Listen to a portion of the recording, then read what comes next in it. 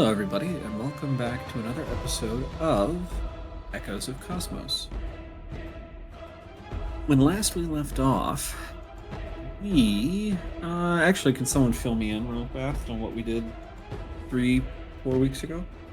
Pull up notes on peoples so I get the names correctly. Yes, we were just finishing up everything and wanting to come into the city proper, where we were confronted by one of our potential mech pilots, Willow, trying to get into the city. There was some tension between Willow and Imam. She refused to talk to him because it turns out that Willow is from one of the moons around Saurus and conflates all Kith as bastards. A cab, if you will. I mean, yeah. Imam tried to get her in, but it turns out that the people who are running the gate are actually not part of the local constabulary. They're some sort of gang. Stormfront.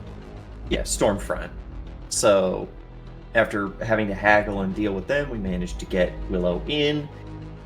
Willow took us through parts of town until we've managed to find two other potential crew.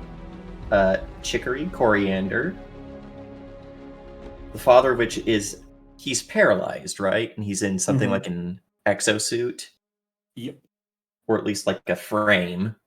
But he was waiting for Willow to come back in order to give him an additional power cell to restart his exoframe. That's about where we left off. Yes, I believe so. If I remember right, Chicory and Coriander did agree to work with you guys. Yes. But there was a complication. Something about where the mech was. Oh yeah, they lost it in a bet. Willow lost it. Well, yeah, Willow lost it. Willow didn't lose the Sherman. Willow lost her ship. Right. The Sherman was just being stored. Actually, sorry, Yeah. It's not a Sherman, it's a Lancaster. Drake. My bad. I think theirs is the Drake. Yeah, it's a Drake. Was it a Drake? Who runs the Lancaster? I forgot. Zinnia. Oh, that's right. Yep. Okay. B plus forever, huh? Oh, okay. Sorry. Yes, but yeah, it was stored. The Drake was stored aboard the Willow's vessel. We didn't get a name, but Willow's vessel, which was lost in a game of cards. So now we might have to bust out the second time on this channel that someone lost a mech either directly or indirectly through a bet, and we might have to go and get it back. When was the first time? Yakshas. Remember Right, when you guys had to go to the demo derby? Yeah, I forgot about that. And Indiana pulled out guns and started shooting people who were like, "Oh my god, it's a demo derby! Stop! Stop!"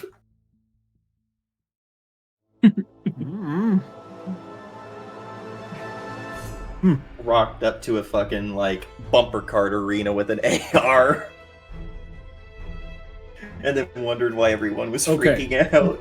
You may question my methods, but not my results. I guess you're Did right. we or did we not get the mech back? Frank got it back. Frank just broke it and stole it. Or is it really And he stealing needed if a it was- distraction. Is it really stealing if it was already kind of stolen because it was a bad card game? You know, they say there's only one missing item of every type in the US military. Everybody else is just trying to steal theirs back. Fair. So there's no real thief, you know. Theft isn't real. You can't prove it to me. Says the man with no object permanence. Ooh, what? You're just a voice in a box. True. But before we get back to all of that, we are going to step back in time to, well, Imam, how old were you when you first discovered that you were powers? He was probably about 9 or 10. Okay. So,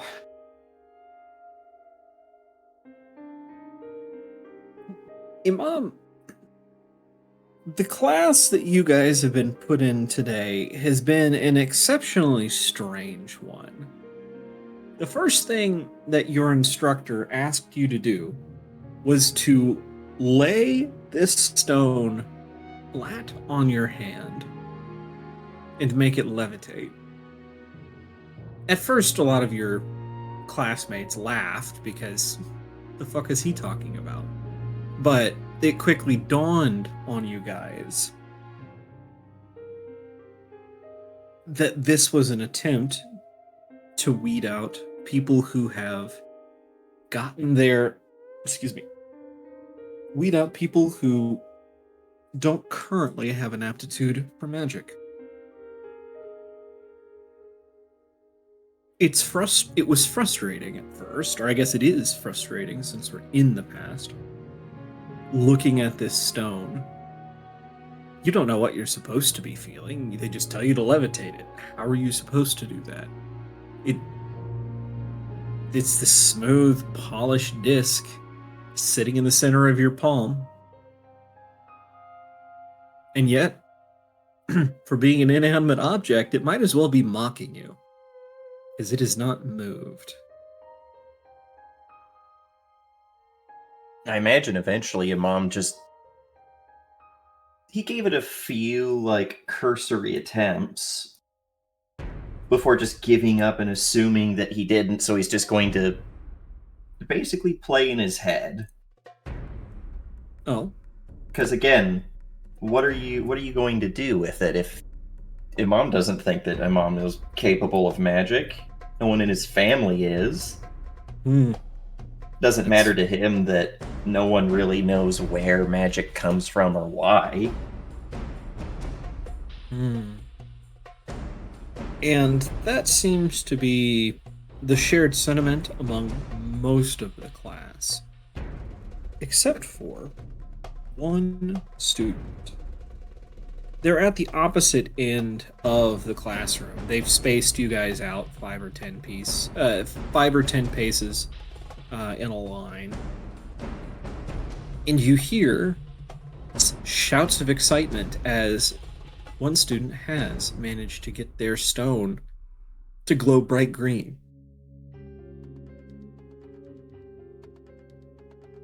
Yeah, Mom would... Again, sorry, how far away were they again? This is the other end of the classroom. There's maybe 30 of you, so we're talking 20, 30 feet away. Yeah, he's leaning forward and back, tilting his head, trying to peer over other people who are probably doing much the same thing. It's like everyone trying to look over each other. Right? It's like a beacon shining bright and getting brighter and brighter. And then you hear an instructor call out. It's a short, sharp bark. There we go. But whatever they're trying to tell this student to is lost in the sound of... It's almost like listening to a bulkhead shear as this rock explodes in their hand.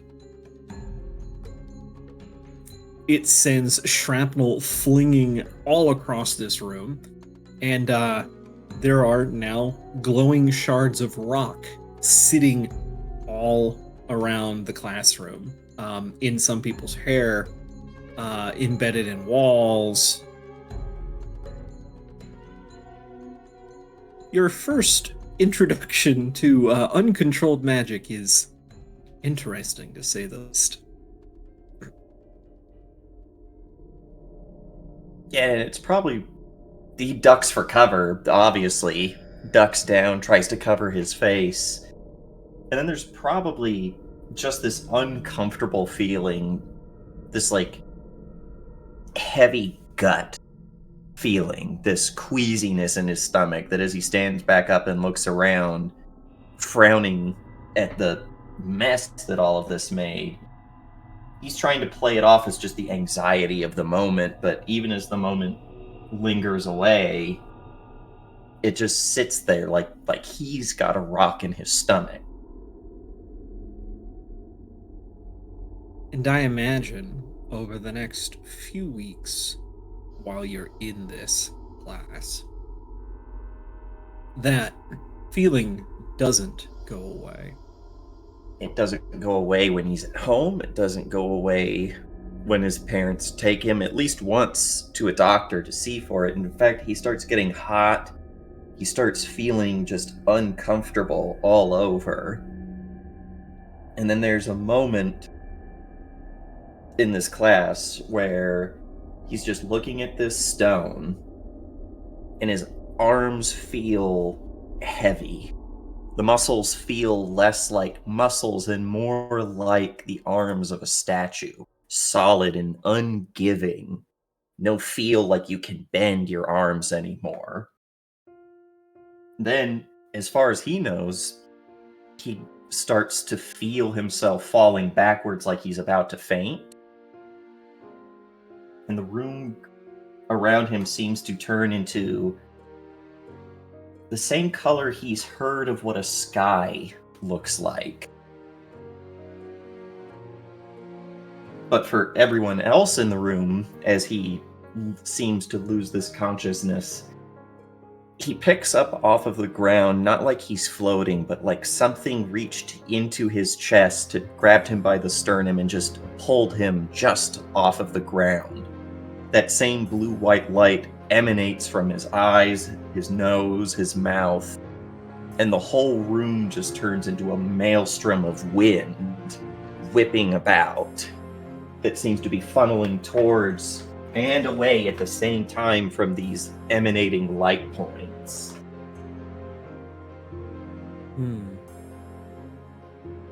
it lasts to you what feels like a lifetime before an instructor manages to get over to you and swiftly calm you down from this sensation. Out of Last things Go he ahead. sees in that sensation is feeling are 12 things watching him in the palm of one's hand. Just this feeling of great things staring. Interesting. Out of your class of 30, I think there are 3 of you that end up coming out of this class with your newfound abilities awoke. Others may have gone on into adulthood and found a way to tap into that energy later, but at this point, there's just the 3 of you. And I imagine that is a lot compared to most classes. Most have none. The stone is the second Great Awakening that we wrote about. Absolutely. There are other tests that are done in this class, most meant to frustrate someone into their potential, making a stone levitate, lighting a candle using only their vision. Probably one of the most annoying ones is standing in front of a Olympic-sized swimming pool and being told to fill it with a single bucket of water. Nowadays, you could probably find a way of doing exactly what you're asked to do. Back then, it just frankly seemed ridiculous. But you know what happens to those who are different. The three of you in your class, for better or for worse, all ended up getting to know each other and having a small social circle. You may have had friends outside of these two other people, but it almost seemed expected, I'm guessing. Because after all, who else really understands what or who you were? True. How did Imam like that? Imam probably found it like, of course, he didn't like the feeling of isolation, but Imam had always been kind of on his own as an only child, and as someone who was probably put in a lot of accelerated learning programs. All at the best. Even But at a looking back, moment, go ahead. but at a moment like this, it feels different because it's so stark. It's one of the first things, if I can maybe make an assumption, one of the first things you received because of your own inherent abilities and not because of your status. And it's also the feeling of, imagine being put into a different classroom because you're one of the only people who has a certain physical sense. Hmm. In a room of 30 people, you are one of only 3 who can hear. And how What's the isolating color? that is. Right. I think that tells us a little bit about why Imam is the way they are. So, let's jump back into present day. Willow has decided to escort Chicory and Coriander out of the bar and back to town. I believe the two of you said that you were sticking around in town because you had a couple more people to hit. Yes. Yeah. Okay. It is currently, let's take a look at the clock. It's currently 6 o'clock. You've got, I believe, 3 more on the list. 1, 2, 3. Yes, 3 more on that list of yours. There is one Zinnia, pop star down on her luck. That, her current location, you've been told, is in the Loop, which is north of where you guys are by quite a ways. That's in kind of downtown proper. That's up here. There is Oleander, this kind of reclusive medical doctor that you've just got rumors of him working out of Southside, which is not Hedgewish. Did I put a better?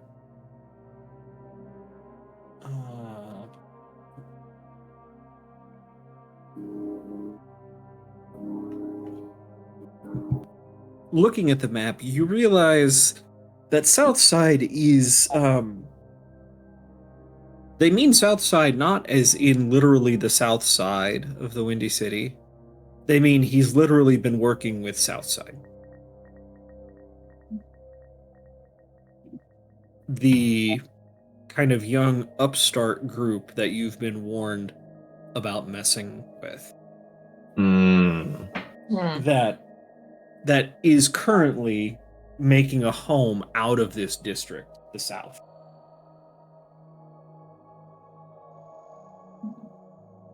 Oh, that puts him at least potentially closer. Yeah. Yeah. So he could be anywhere in this the bright green area. So Catham, Avalon, WC South, Calumet Heights, East Pullman, East Side Pullman, Hedgewish, um, South Deerling, Riverdale, Pullman West.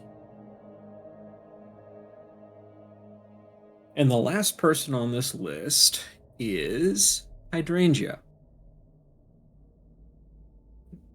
About all you know is Hydrangea is one of those bored rich kids that have nothing better to do but buy obscenely expensive mechs, which is why they're in a. I put it down. It's not a widow. It's a morning cloak. That's the word. One of those expensive mechs from. I gotta grab my notes because I cannot remember.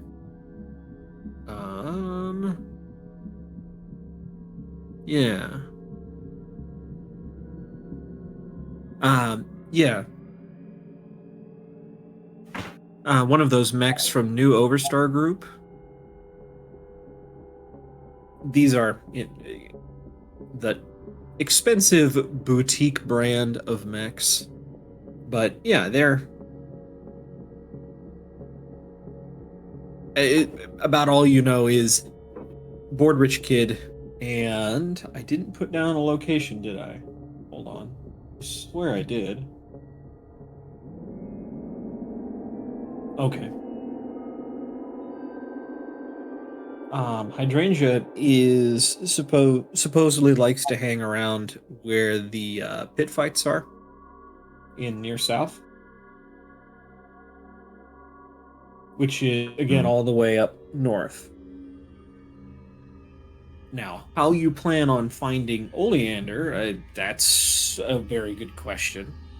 I think your mom has an idea. Okay. And it also ties into how we need to get our level 1 equipment. Okay. That once we filter out of this bar, looking at the list of people as well as the map of the general area, Mom looks to Ducks. It's like, why don't we ask around here and see if there's somewhere that we could get our mechs re-outfitted? If there's someone here who has a mech, I'm sure that the people there would know more about it than us. Yeah, I agree. Use a makeover anyway. Sweet. Who are you asking about finding an outfitter?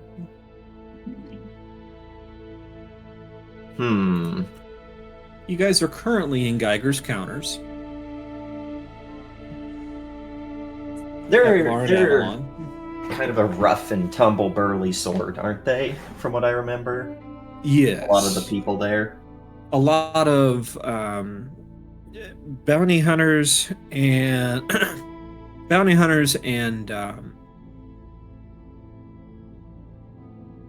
trying to remember contractors, more or less, people who do mech work for hire. This is a mech bar or a mech pilot bar. Yeah, in that case, Imam probably approaches the counter to talk to the bartender. Okay, you guys make your way back downstairs.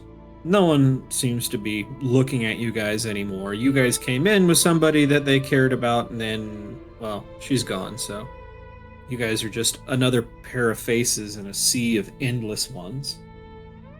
Slide up to the bar. What can I get you? Old stout bartender. Wiping the table down. Sorry, go ahead. An answer to a question if you're willing to listen. I don't sell answers. Sell booze. If a jockey around here was looking for a new fit for their mech, where would they go? preferably nearby. Well, they wouldn't come here. My bar's not a mech outfitter.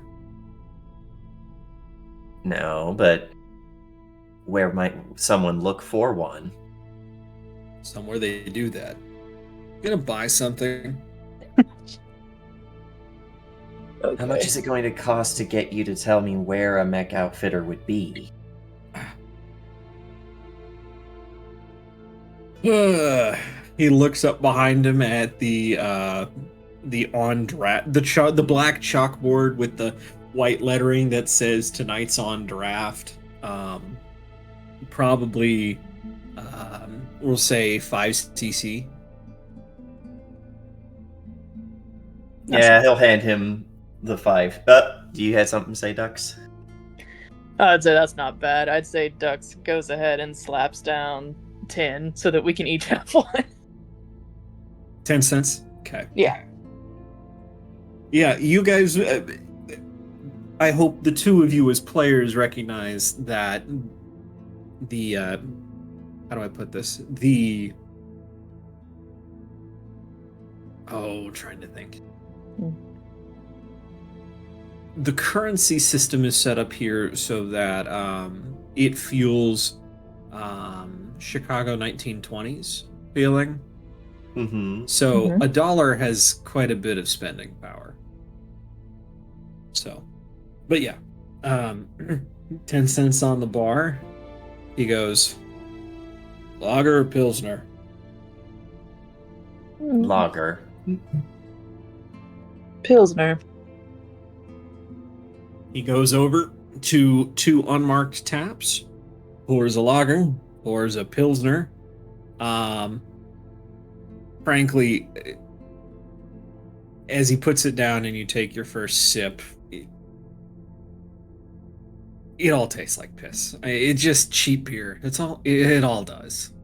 Mm. It's just the question of how dehydrated the person was. So, that being said, he says you're gonna want to go to Macklefresh Engineering Works. Typically, they do shipyard stuff, but out here in the satellite areas, they do mech work.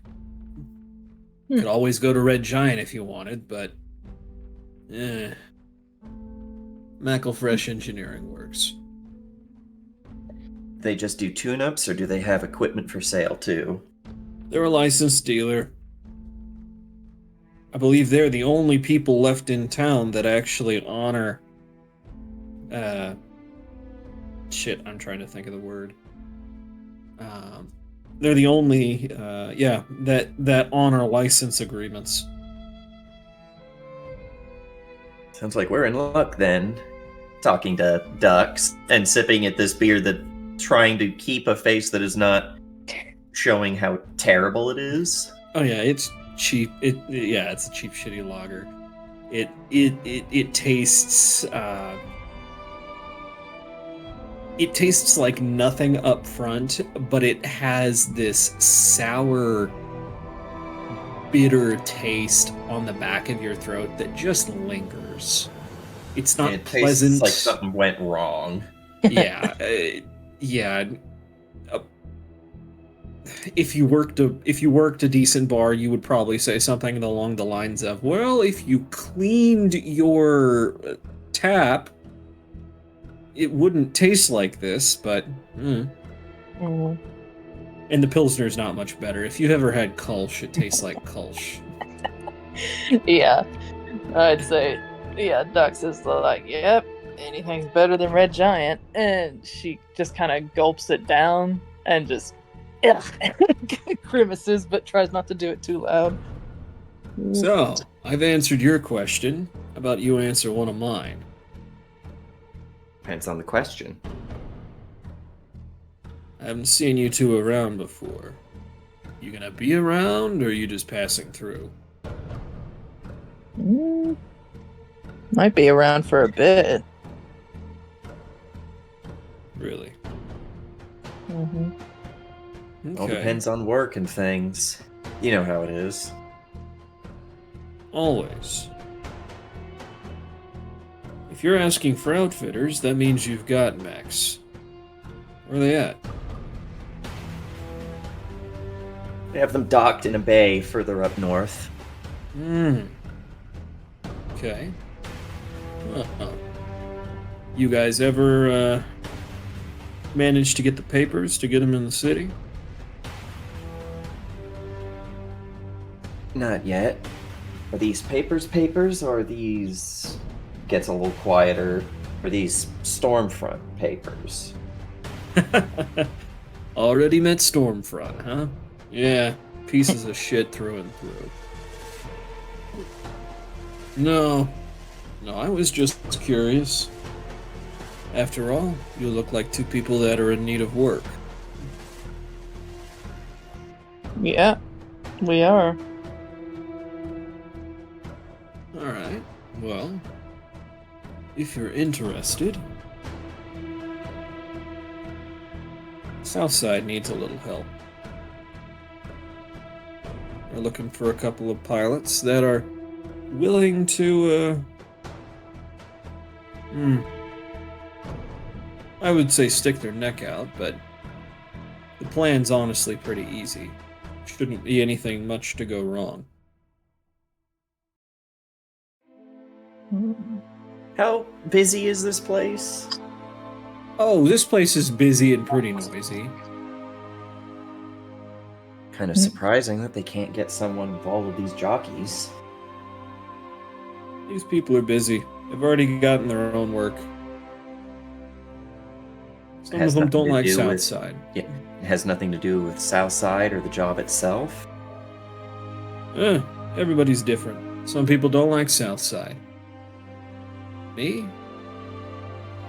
Well, let's just say if the only way to get by in this city is to take somebody else's things, then I guess I'll throw my hat in with the people that give it to somebody who can actually use it.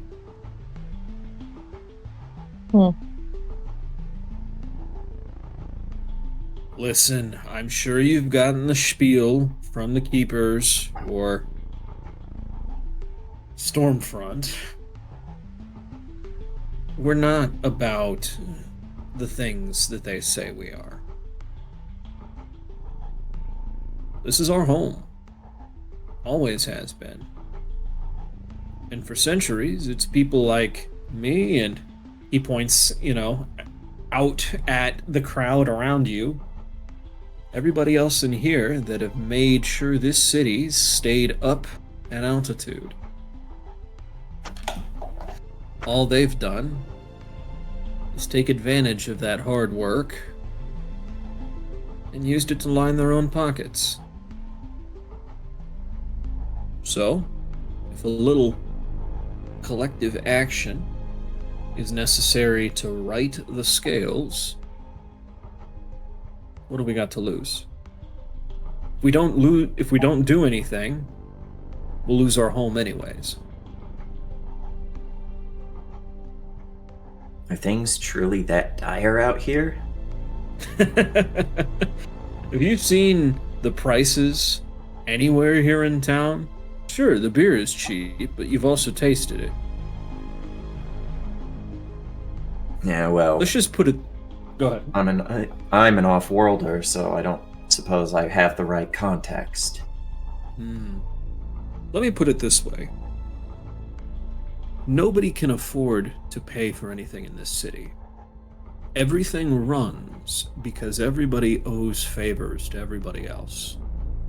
You think I can afford to keep the energy bill paid in this place? No. Nobody can.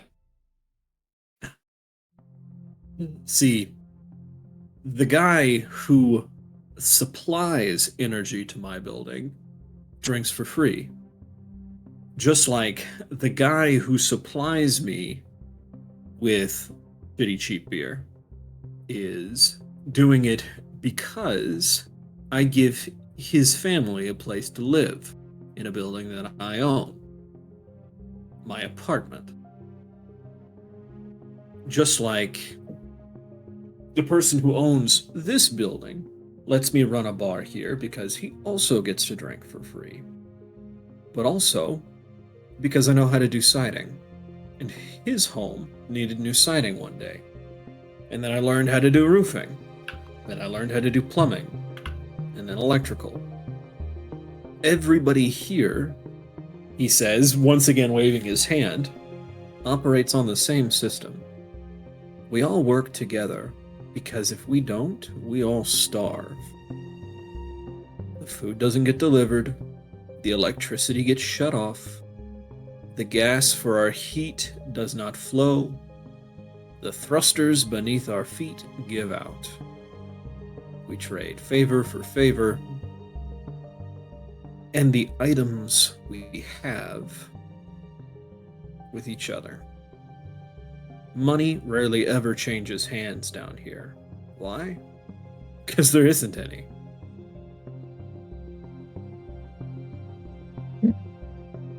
I have a tab list, 500 names long, that never get closed out. Why? Because that's who I start with when I have a favor that needs done.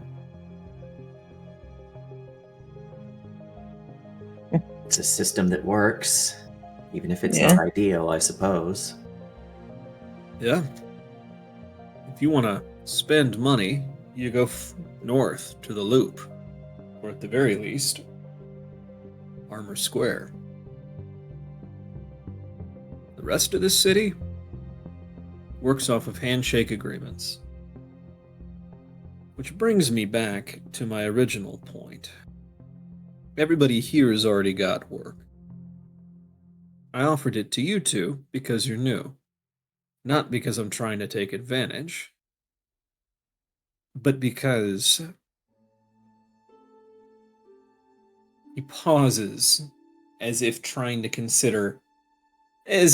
the best way to put this.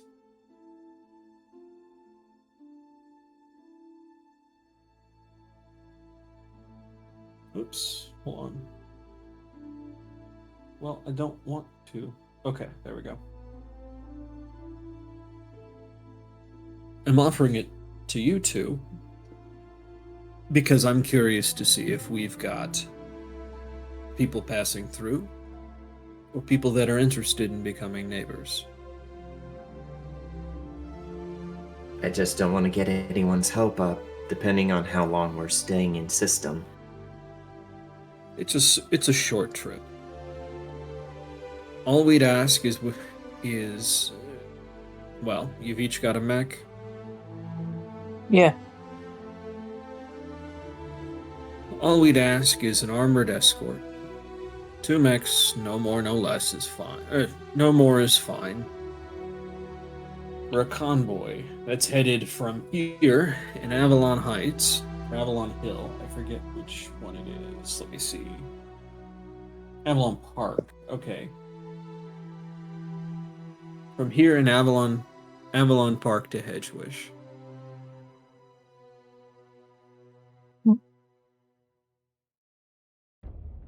It's not for another 2 days. But there is good money in it. And I will admit, it's because the items on the convoy are hot. If that bothers you, I understand. Please have a nice day.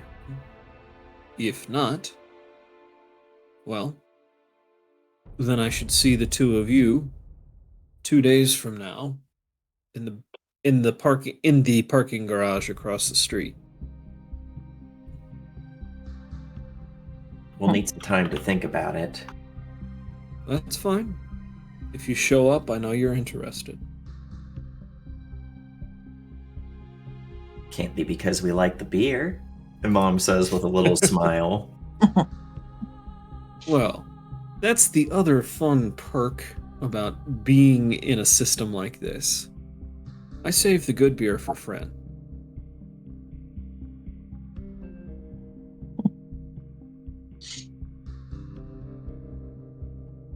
With that, he moves to attend to other people at the bar. Yeah. Looking to Ducks. Well, we got the name of our outfitter at least. Yeah. And I know we're gonna think about it, but that might be a good job. All depends on how much heat I'm willing to put on us when we have no way off the station. Yeah. But we got time. I also need to keep in mind that I need to find if there are any other kith on this station for the recall.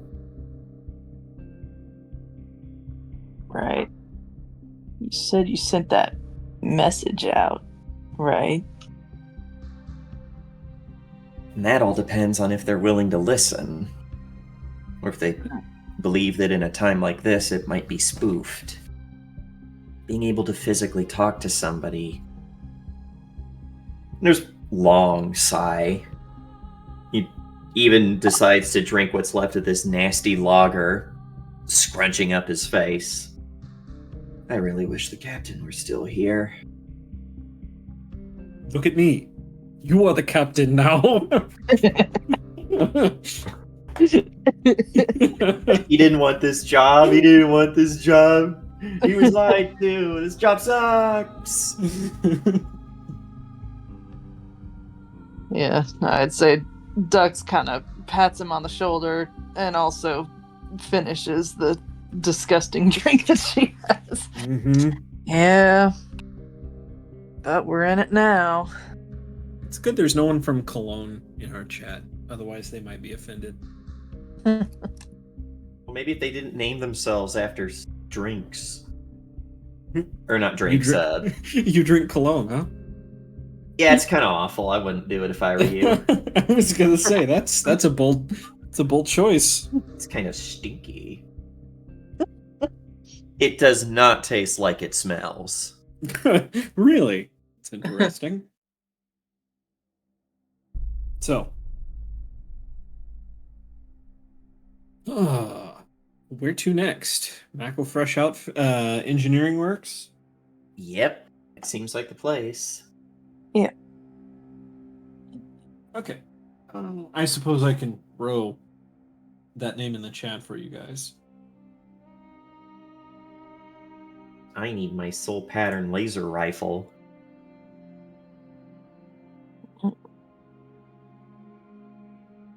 Yes, that is how you pronounce Mackle Fresh. Mac L Fresh. Yes, and then depending on where you're from, it gets pronounced differently. McKell Fresh. Mac L Fresh. Mac the Fresh. Mac the Knife Deer? Sorry, Chicago on the brain. If he was an elf, he'd be Mac the Knife Ear. A little bit of dwarf humor for you. Emphasis on little. That's a grudging right there. Now they're allowed to say it. It's their word. Yeah, but never mind. Okay, so where to? So you guys are headed to. All right.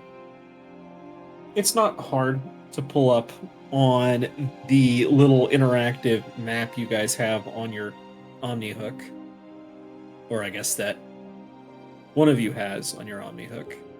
Yeah, do you have an Omni Hook? Ducks. Hang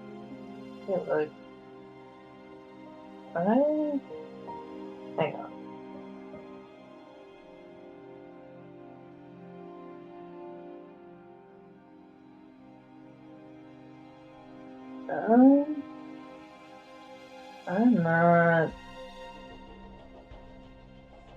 I'm not sure about that. I mean, she probably has something. I mean, if she doesn't, that's alright, since her mom has one. Yeah, I would assume you have some sort of comms communication. Let's just go ahead and say it's an OmniHook. You bought it for cheap on some roadside stand here in the Windy City. Yeah. Only $50. That's like, knock the whole zero off there for you, just for you. Not because it's hot, or anything. No, nothing's ever stolen in the Windy City, just misplaced. Wait, this place isn't like real Chicago? Which is? That was a joke about can't have shit in Chicago. That was Detroit. It's everywhere, man. If you looked outside, it's bad everywhere. I mean, you're allowed to have a front porch in Chicago. You don't. You're not in Detroit. I'll have you know that our city is a world-class provider of boarded-up windows and broken glass. And the theft of housing. Yeah. Yeah. Was it 2012? They just decided, yeah, we're illegally raising all of this entire neighborhood's taxes by like 15%, even though the law states we're capped at doing that at like 3% a year or some shit. And if you just paid your taxes, this wouldn't have happened. So now we're gonna have to foreclose. Sounds Sorry. about right. Yeah, Detroit sucks. Okay, so you find that McElfresh Engineering Works is in Pullman. Historic old Pullman down near the, well, Pullman rail factories. Or, yeah, rail factory, I guess you would call Railgun factory. it. No, it seems like they did trains and train cars and all the sort of things that make people go, am I autistic? Planes, trains, and automobiles. In like 20 years, they're going to come out and say this VHS and this VHS specifically caused autism as a phenomenon.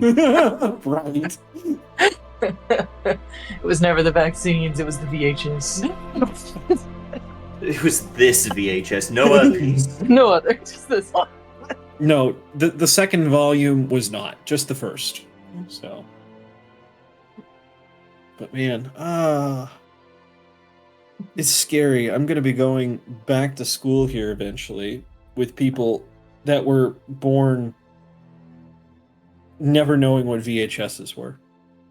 That's me and dial-up, man. There are people out there that don't know what a dial-up tone is. Those people shouldn't be allowed to live. Dial-up, dial tone lives rent-free in my head. I was literally thinking about it today. VHS, Blockbuster. Oh man. Betamax.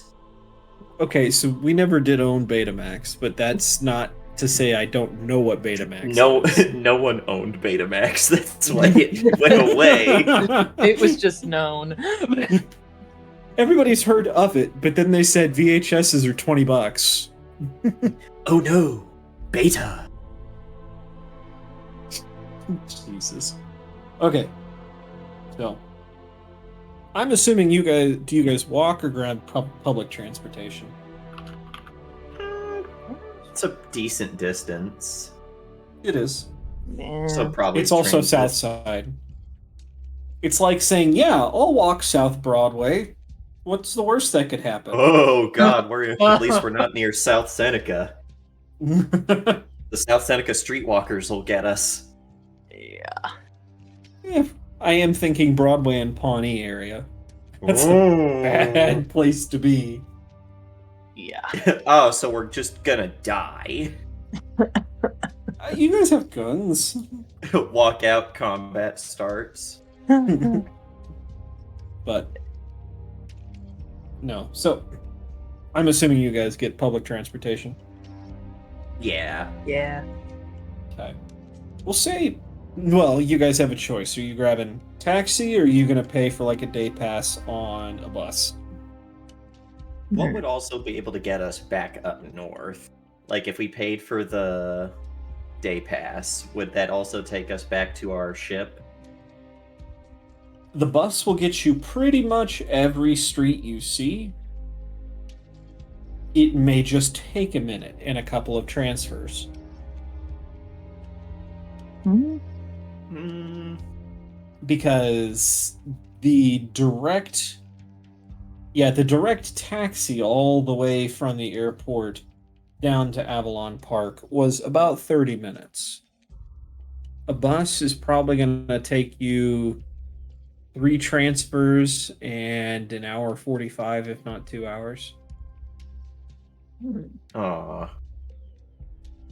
Ah. Bus is a lot slower, unfortunately. Yeah. I guess what's the pricing difference, maybe? I'm trying to remember. How much was the taxi coming down there? Can't It ended remember. up being like $3.50. Okay.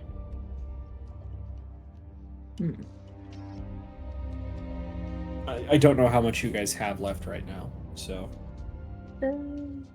More than enough to get us to whatever the payday next is. Yeah, we're all right. Okay. Well, and you guys currently don't owe any sort of docking fees. Yeah, I think we kind of got that waived because it was a situation of you can't bleed a stone. Right. Beat a dead horse, yeah. So, okay. I'm not going to keep too close a track on it. So, I'm going to say we'll say it's a dollar from Avalon Park down to Pullman for a cab.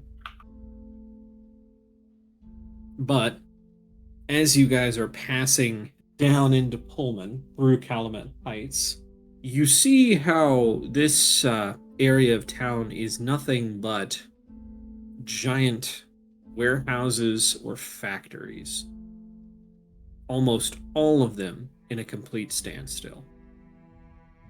Matter of fact, this block that you pull into when the taxi drops you off in front of McElfresh Engineering Works is the only block within, a square mile of here that has lights. And I mean, any sort of lighting. Street lights, building lights, anything. Huh. I'd say Dux definitely takes note of that and does just kind of to the side say, wow, bartender wasn't kidding. This really is the only place. Yeah. Well, they honor license deals, so. Which means you're not gonna have. You get into McElfresh Engineering Works. I'm just gonna call it MEW because I don't want to keep saying it. MEW, step in through the front doors, and it kind of feels like you're walking on to basically, how do I put it? It's like you're walking into an automotive shop. Small waiting area, glass windows that let you see straight into the engineering bay. And as far as the eye can see, bays for servicing mechs. The sound, even through the glass, is still a decent hum. The sound of, let's see, the sound of the cooling fans, the electrics, welding torches, welding torches, blow torches, impact. Wow, I work with this stuff every day and can't tell you what it's called. Torque wrenches, impact wrenches, and other sorts of heavy machinery, lifts, cranes, all moving in this disjointed kind of harmony. And sitting at the only desk in this small waiting area is a greasy-looking dude in a polo that's got Well, they might be grease stains from working on mechs, but more than likely they're grease stains from the leftovers of whatever burrito he had sitting on his desk. Hmm. Michael Fresh Engineering Works. How can I help you? Oh no, it's him. It's Greasy. But yeah, Iman will step up and my friend and I have just blown into town and we're looking for upgrades for our mech's equipment. I heard that you honor licensing deals. Yeah, we honor licensing deals. Who are you with? He'll pull out his Omni hook and show specifically that he's looking for a salt pattern laser rifle. Let's see. I gotta pull my stuff. So remind me, It's from the Sherman. okay. That is a IPNS, or is that a Yes, no, it is a Harrison Armory. Okay. So you pull out your Omicron license, looks it over, and all right. So it looks like you've got the base package. Yeah, we've got one of those probably in store somewhere. If not, we can pull it out of the back and clean it up. You know, salvage, whatnot. We can do that. What about you? I also had another question. Hmm. What are the salvage rights to the frames down on the surface? He has to think about how to say this for a second. Is Amon asking about basically the graveyards down below? Yeah. Yeah, Dux just kind of looks at him like, oh my god. Even though she takes things, she does not take things from there. He gives her a look at, like, we're kind of in a bad situation. Look, pal. If it's from a protected area, like, don't. I mean, you can, but hold on one second. What are they called?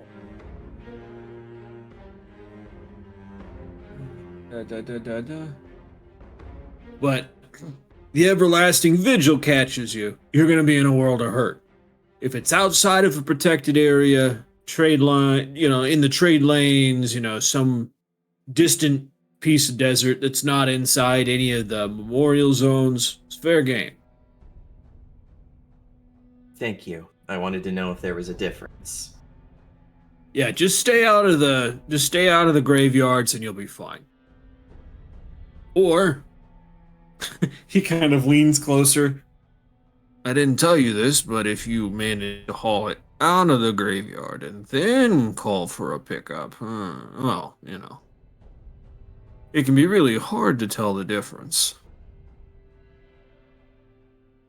Do we have, like, a lighter or some sort of small freighter in the ship?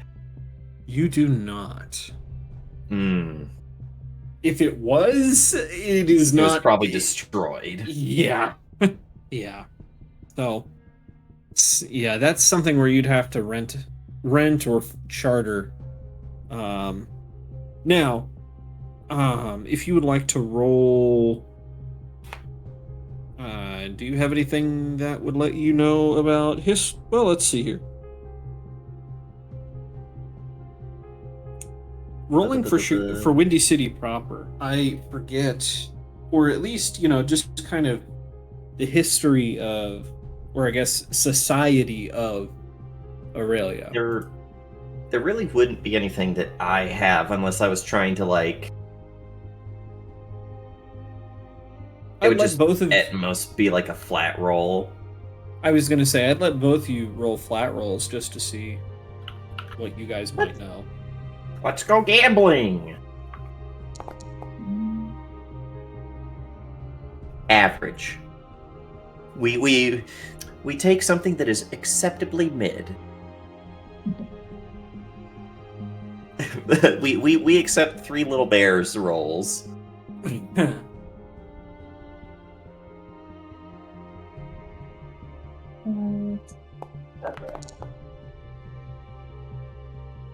Alright. I thought it was the one for a second. I was like, oh.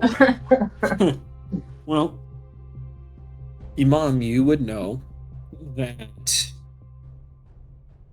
it's incredibly common for people to mark something as salvage and then charter somebody for a cut of the scrap. That makes sense. Is fairly commonly done. There are complications with it, like everything, considering that the Windy City moves. So if you're outside of the pickup range, it can basically mean tag it and then hope by the time you come around next month, season, year, that your tag is still on it and no one else has decided to replace it with their own kind of thing. So, Or it hasn't blown away, or the thing is just still there. right. Right. It didn't finally get the ghost and collapse. Exactly. All right, little lady. What about you? I would like. Trying to look at what I actually did. I think I picked the.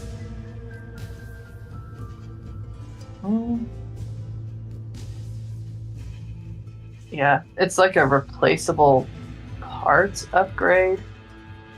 So instead of it being repaired at a rate of 1 per 1 structure damage, I get 2 repairs per 1 structure damage. Do you remember which license that came off of? Pretty sure that came off of when I upgraded it to 1. It's called replaceable parts. Well, what frame did you choose? My frame. So wait, my frame is still. But, like, when you upgraded, it'll ask you to pick a license level in a different frame. Like, I got a license level in the Sherman. So, because I picked the Shermans, I got the first license level gear, which is the Soul Pattern laser rifle. Okay, that's my bad. I messed that up. And then at level 2, you get level 2 of any license, you get the actual frame. Okay. Right. So if you go to the mech hangar, Yes. you should be able to. Well, hold on.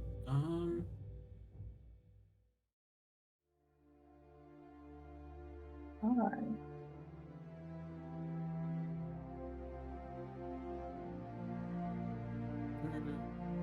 Tactical. Okay, if you go to the tactical profile on CompCom, Yes. it'll say licenses at the top. Okay, yeah, I think I'm already in there. Okay, that's what it was. I must have left off there by accident. Okay. Alright, I'm gonna do.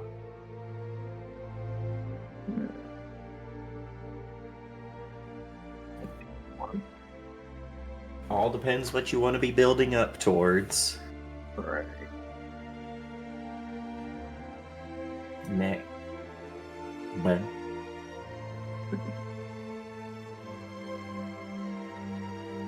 warning! System capacity remaining! Yeah, Warning. I know. System capacity remaining. Warning.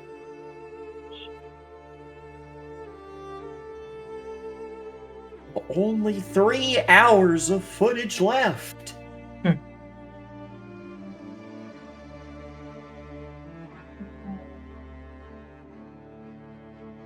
Sorry. I'm done. I want to see. I want to save.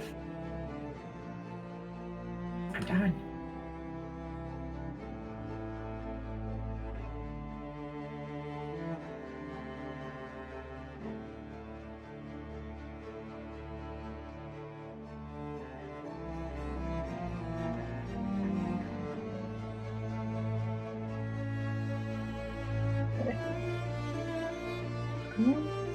Oh shoot. Okay, so I'm on the thing to pick the licenses. Mhm. I guess I've picked several, but it keeps telling me I have to have 2. I don't have 2. What's your license level? So the license level I'm at is I upgraded from a 0 to a 1. Or should I Okay. be? Should be just at a 1. Okay, yeah, I did that right then. And it should have you at Everest, or you should have GMS already as a license. But then Yeah. you should be able to pick like a custom or one license from like Harrison Armory, IPNS North Star, SSC with his Smith Shimano Corporation or Horace. Yeah. Oh, okay. I think I'm reading this thing wrong. Okay. All right. I think I just got it. Okay. Okay. And the first level of any license you've taken is not going to be a frame. It's just going to be some equipment, and then the second tier of that license will be the frame. Okay, so once I had it selected, I went forward with it, then it brought me back to the regular screen. So then do I? Okay. If you click on your pilot and then go to the tactical profile, what does it say your license is?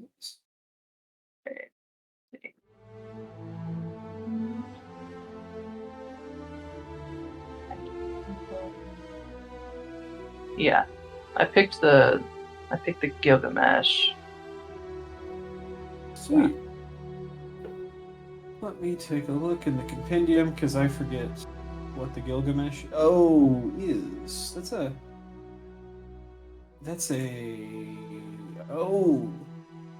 Harrison Armory. Okay. Yeah. Multi-role Legionnaire Specialist. Yeah. Striker. Okay. Sweet.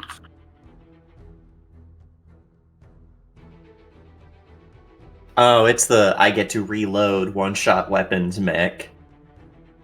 Oh, so a better Raleigh? Uh, it gets a lot of bonuses specifically to limited, rather than weapons that need reloads. Oh, okay.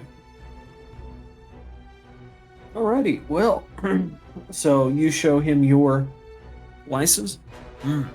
Harrison Armory. Alright. Yep. And the first tier of that is. Well, it doesn't tell me. That's fine. Yeah, you bring him X in, we can take care of it. Oh, I can read it here. Okay, yeah, it's a Legionnaire battle rifle and emergency repair module. That's what it is. Sweet. Yeah, you come on in, we'll take care of him. Great. Thank you. We'll do that. Yeah. Do you have a question for this guy?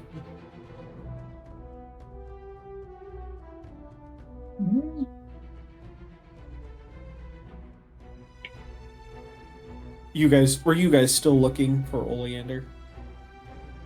Oh, yeah, sorry. Part of me was like, well, now we have a way to find him by working with these people. Yeah, you can do that. You're fine. If you're okay with waiting until the next in-game day to find him. Has anyone been through here recently in a Pegasus?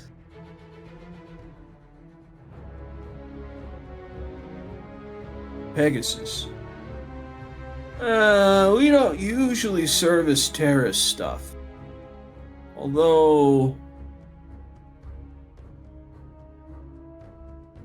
there are some people that why are you looking for a Pegasus? I know some people that can get one for you.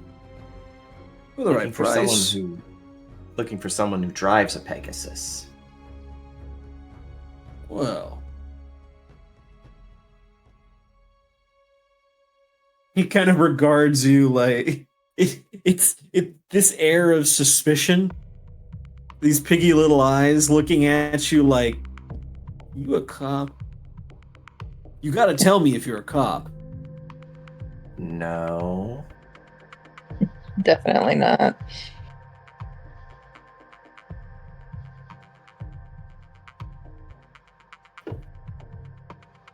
Just giving Yeah. him a quirked brow, like, no. Why you wanna know? Because I'm in the habit of, or not the habit. I'm on the lookout for good mech pilots, and I've heard of one who's in a Pegasus, and I thought if anyone would know where to find someone, it would be their mechanic. Well, the Doc's piloting days are kinda over. Over? Yeah. He's been busy working with that new med clinic over. Let me grab my notes.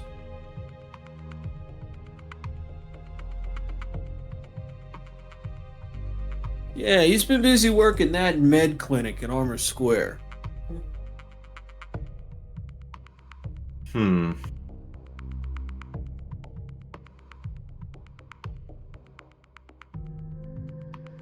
Alright, well, that's...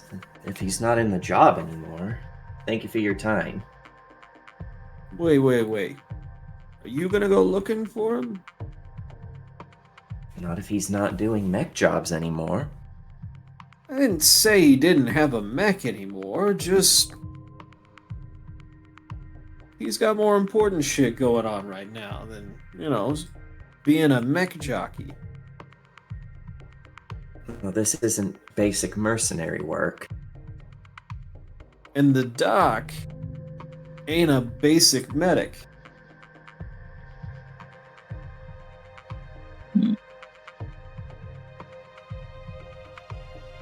Kind of just giving him a corked brow for him to go on.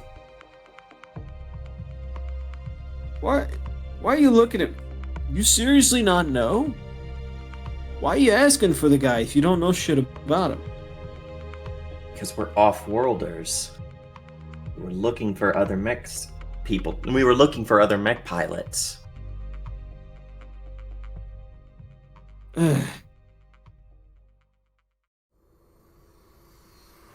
Look, man, he's real tied up with Southside right now. Them I do know about. At least the basics. He's been pretty invaluable, it sounds like. Him and that mech of his. No chance of getting him out from under him? Not that I'm a headhunter. That sounded a lot better in my head. Well, shit, kid. Everybody's. For the right price, you could get anybody in this city to go anywhere with you. Alright. Well, do you know of anyone by the name of... Hold on, let me pull up the list again. Anyone by the name going by the code name of Hydrangea? What do you want with that, pipsqueak? No, don't tell me. You're at you. Hey, let me just put it to you right now. You're gonna talk to him is they, not she, not he. They. All right. Okay. I like you enough to make sure you don't get your teeth knocked in. Let's just say that I'm an off-worlder who's desperate for crew. I can see that now. But nobody's gonna work. Who told you to work with Hydrangea? Oh, buddy, you've got a death wish. Maybe I just like to live dangerous. Well, you're gonna get plenty of that if you ask Hydrangea on your crew. Why is that? Oh shit. Loosest fucking cannon of them all. They're in the pit fights right now. Hell, shit. Looks at his watch. I imagine the next bout starts in half an hour. Could probably get there if we tried. Looking to ducks. Yeah. Just No. look, do yourself a favor, man, and ask yourself, do you really want that? They're one of the best pilots that this city's ever seen. But they're also a spoiled-ass rich kid. Well, maybe one of us void clowns can show them how to do things. Void clowns. What the fuck's that? He shrugs. It's part of a circus or some shit? Heard it today. People here need to get better slurs. Wait, that's supposed to be a slur? For an off-worlder. Okay. Last question, and then we'll be out of your hair. Do you know someone by the name of Zinnia? The pop star? The mech pilot. Flash pop star. Works in the loop?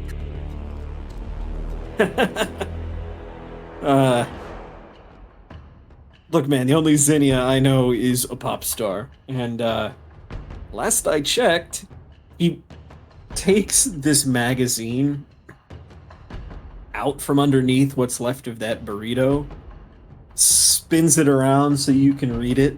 And it looks like one of those tabloid magazines. We're talking like, not National Enquirer.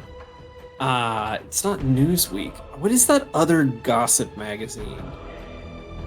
Not Newsmax. No, you'll see it like in tabloids. It's all celebrities. Or not tabloids. You'll see it at like Dillon's People? or Walmart. People. Yeah. People. Yeah. It's similar to People magazine, and it's Zinnia out of Stardust. Pop star is no more.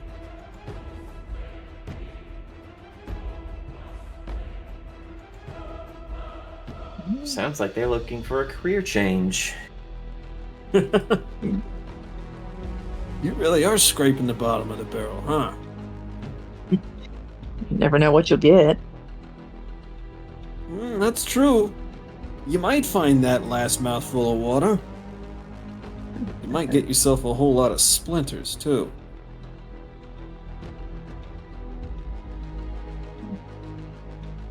Do you have experience with this one too? Zinnia? He's a celebrity. Or, I guess was. They're all the same.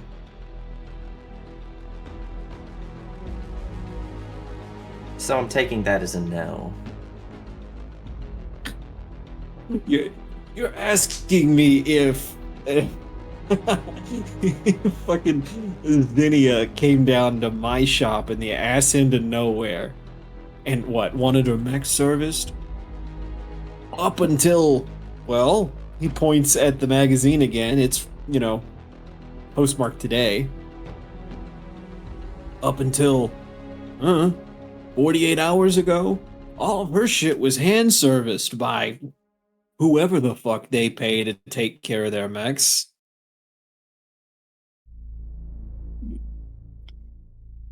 I guess you got a point there. Yeah. Besides, I would have a better chance of becoming Stardust's new Zinnia than actually meeting Zinnia.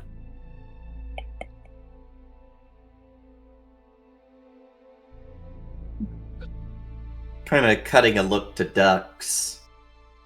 I don't have any more questions. Yeah. Got some pretty good information. Well then, I'll keep a couple of bays open for you. What time are you swinging by? In the morning, hopefully, once we have permission to bring our mechs into the city. Sounds like a plan.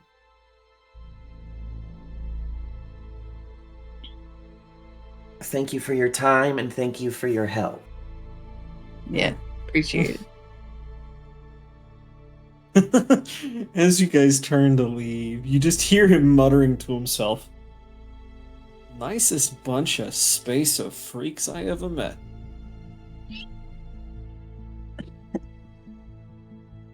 Once we're outside, the Imam kind of drops the rough and tumble mercenary thing he was going for, rubs at his face. It sounds like everyone on this list is bringing problems with them. To be fair, that started with Willow and has not Yeah. stopped since. No, that's what it says. Everyone. We on a roll, for real. Yeah, I'd say. Yeah, Duck's just kind of sizing us. Yeah. But then she goes, "Look at you, though. You're blending in already." Because she knows it's pretty good act he had in the office. I just pretend to be somebody else. Isn't that what everyone does all the time? Not all the time. Not with I was people going you to trust. say, from my point of view, Dux has never been anything but Dux. Yeah. Because Dux works for every situation. True. Dux is the Spike Spiegel of this place, of this campaign. That's dope. Very much with the flow, though, yeah. Does that mean that Imam is Jet? Does Imam know how to cook? It doesn't have to be anything crazy, just like bell peppers and beef, and that's it. Yeah, literally just. Maybe? I Just hadn't bell thought peppers? about that. Just bell peppers. Yeah, there's no. Because we're beef. all out of beef. I don't know. But looking to Dux, said we've got about half an hour to get up if we wanted to see that bout. Might be a good chance to see one of these people in action. And it gets us Yeah. back closer to the ship. Yeah. Sounds kind of fun, honestly. I don't think anything that's been going on for the last 48 hours has been much fun for me, if I'm being honest. Oh, Me man. Let's go watch two people beat the shit out of each other. She hails a text. Well, getting into the taxi, if I wanted to see that, I could just go back to the ship. Oh, yeah. You know, you have not heard. You half expected to get a text or something from Hasana about, well, anything really. That's what You know. worries him. Dakir buying her clothes. Dakir bringing strangers onto the ship with no background checks. Dakir making noises outside of permitted work hours in the hangar. It is a worry because it's like when you have two very noisy kids that are always fighting. You don't get worried when you hear them fighting. You get worried when you don't hear them at all. Yeah. Yep. You have So not probably heard shoot. anything. Shoot a message to the crew asking for just like a general status update. Yeah. On the way up to... I just need to... Let's see. Yeah. On the way up to near south, you wait a minute or two. You get an update from Hasana saying that work has begun on repairing the exterior of the vessel, hull breaches and whatnot. And that they've had one or two people coming by the vessel that they've had to turn away, claiming to be Kith and not being in the Kith database. And having nothing on them to prove that they were Kith, no sigil or anything. No. Well, yes and no. Hasana is not giving you that information. You can assume that that means nothing that they presented was not a forgery. Probably more surprised that there are just so many people out here who know of Kith and Kith society enough to even try. Yeah. You have to ask yourself what kind of people would want to steal away on a Kith ship. At this point, the assumption is the bad man's. Yeah. We don't like the bad man's. Yeah. I'm trying to remember when you sent out that message to the Kith as you sent it. Wasn't that like a special frequency or something? So It wasn't something you sent out, it was something you had sent out. Yeah. Yeah. But the problem with any radio frequency is someone can just find it if they're looking hard enough. Oh, okay. Yeah, that makes sense. Yeah. Yeah, we make our way there. I need to step it the little mech bay real quick. It works for me. But yeah. No. But Dux, as you guys are getting sent as you guys are working your way up, you receive a text from an unknown number.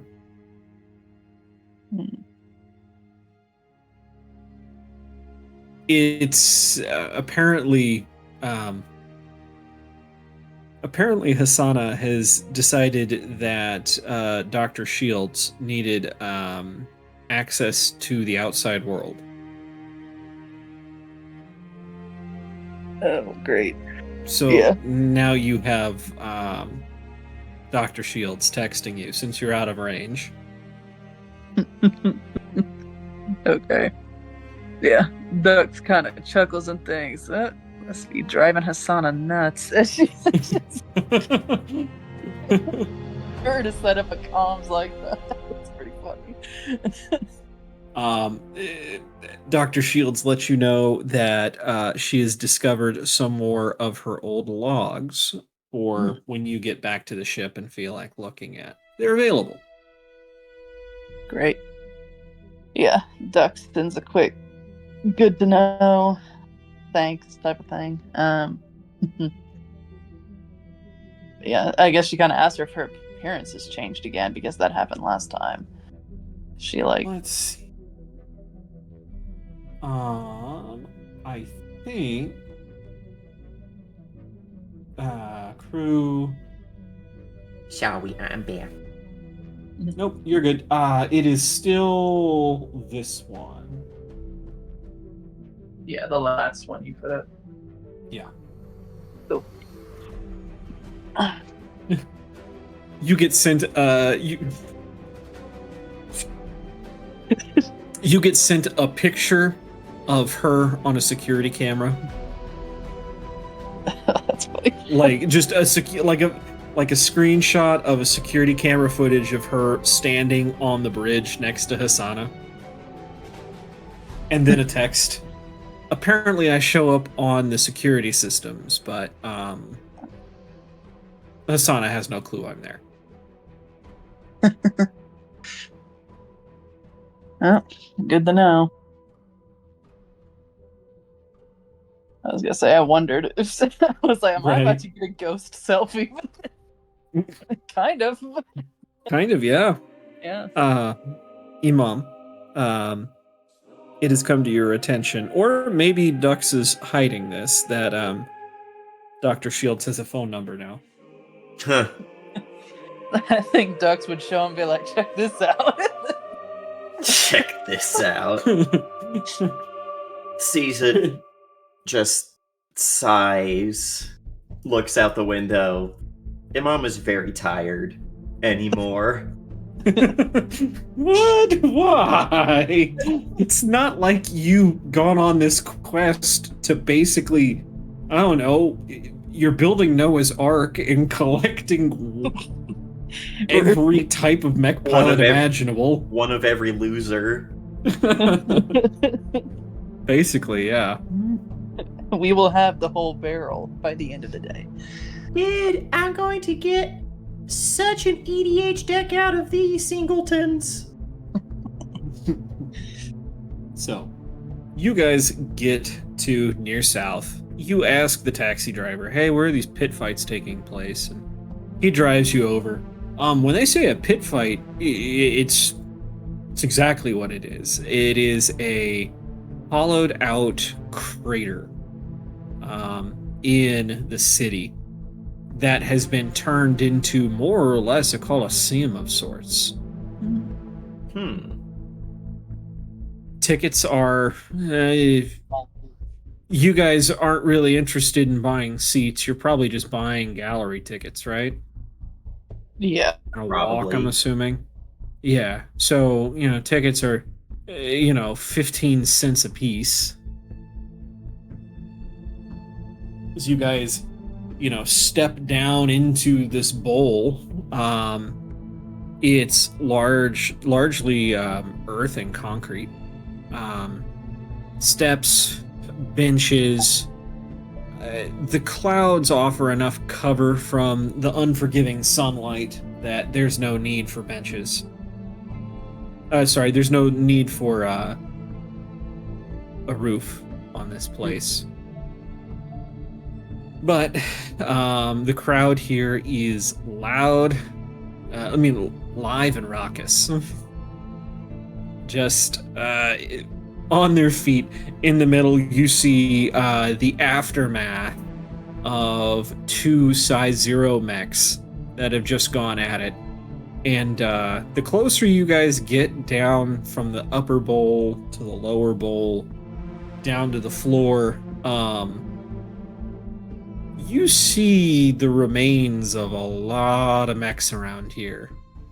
And blood. Yeah. Apparently, these fights are submission matches. The problem being, sometimes you're not given the opportunity to submit before bad things happen. These 2 size 0 mechs, basically people in suits. One is laid out on the ground, sprawled, with another with a foot on top of their chest, fist in the air. The announcer is going crazy, talking about, just 5 rounds and blah blah blah on the bottom of the bottom of the 5th, and we have a winner by KO.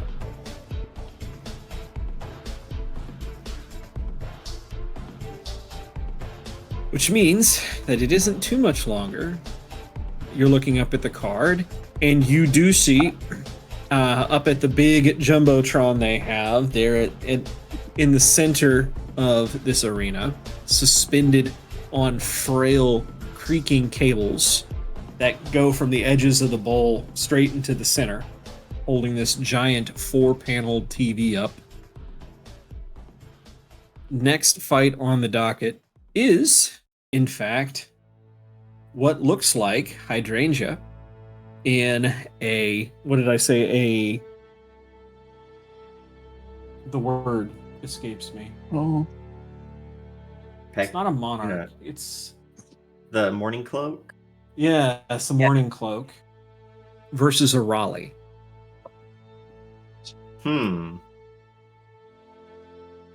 Now, I'm not going to make both you roll to understand. I mean, you both have worked with enough mechs to go, this fight doesn't sound very equal.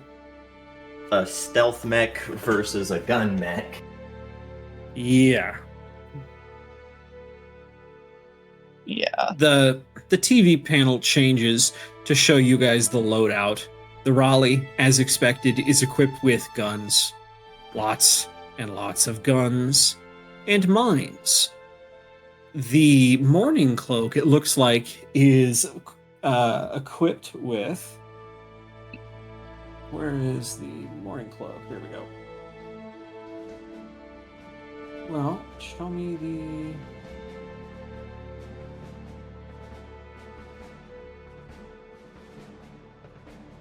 It's coming equipped with the main blade and then a small launcher. Forget what they're called. And of course, they're both equipped with a whole bunch of subsystems. The Raleigh, famously, has got its Roland cylinder and its Roland cylinder in the Uncle Compcon. It cannot be killed in a way that matters. Yeah, for low, Ducks would know the Roland cylinder basically. It's a slow charging cylinder in the center of the mech's chest. Every time you reload, actually no, every time you hit, it adds a cylinder around to this chamber. And when it's fully loaded, it's point and click. You point and deal 24 damage. For most mechs, that's just like that. You're at the very least losing some systems. That's immediately going into stress. Yeah. No, so Dux is definitely looking to be like, dang, they are decked out, and just kind of winces. But she remembers what the guy said. The hydrangea? Yep. Yeah. Hydrangea. Yeah. They're apparently the best around, so she figures they're paired for a reason. Although surface level, it does not look promising. Yeah, don't count them out just yet. Yeah.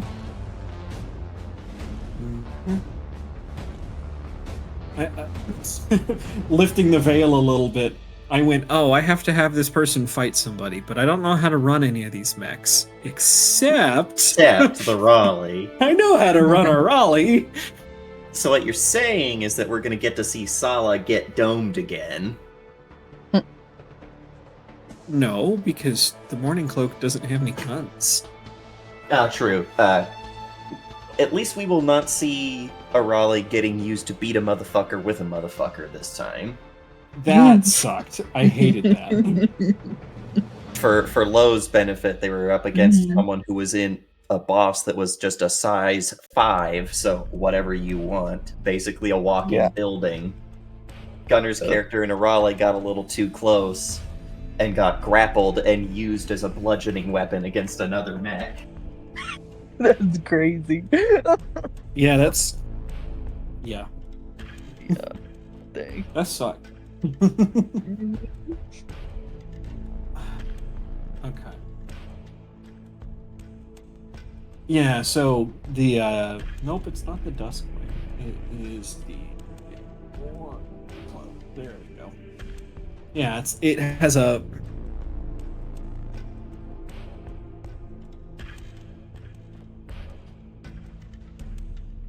Why did they name it that?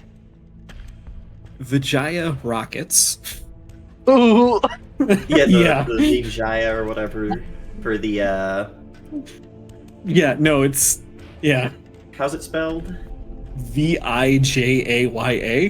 Vijaya. I'm sure they go, no, it's a zh sound, and I'm like, okay. Vijaya or whatever is a word in Sanskrit that means victory.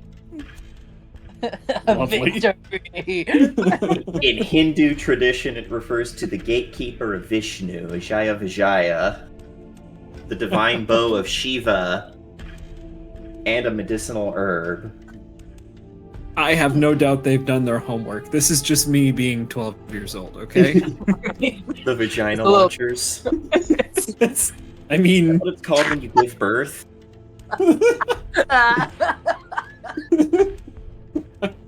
I mean, sounds like it. Okay.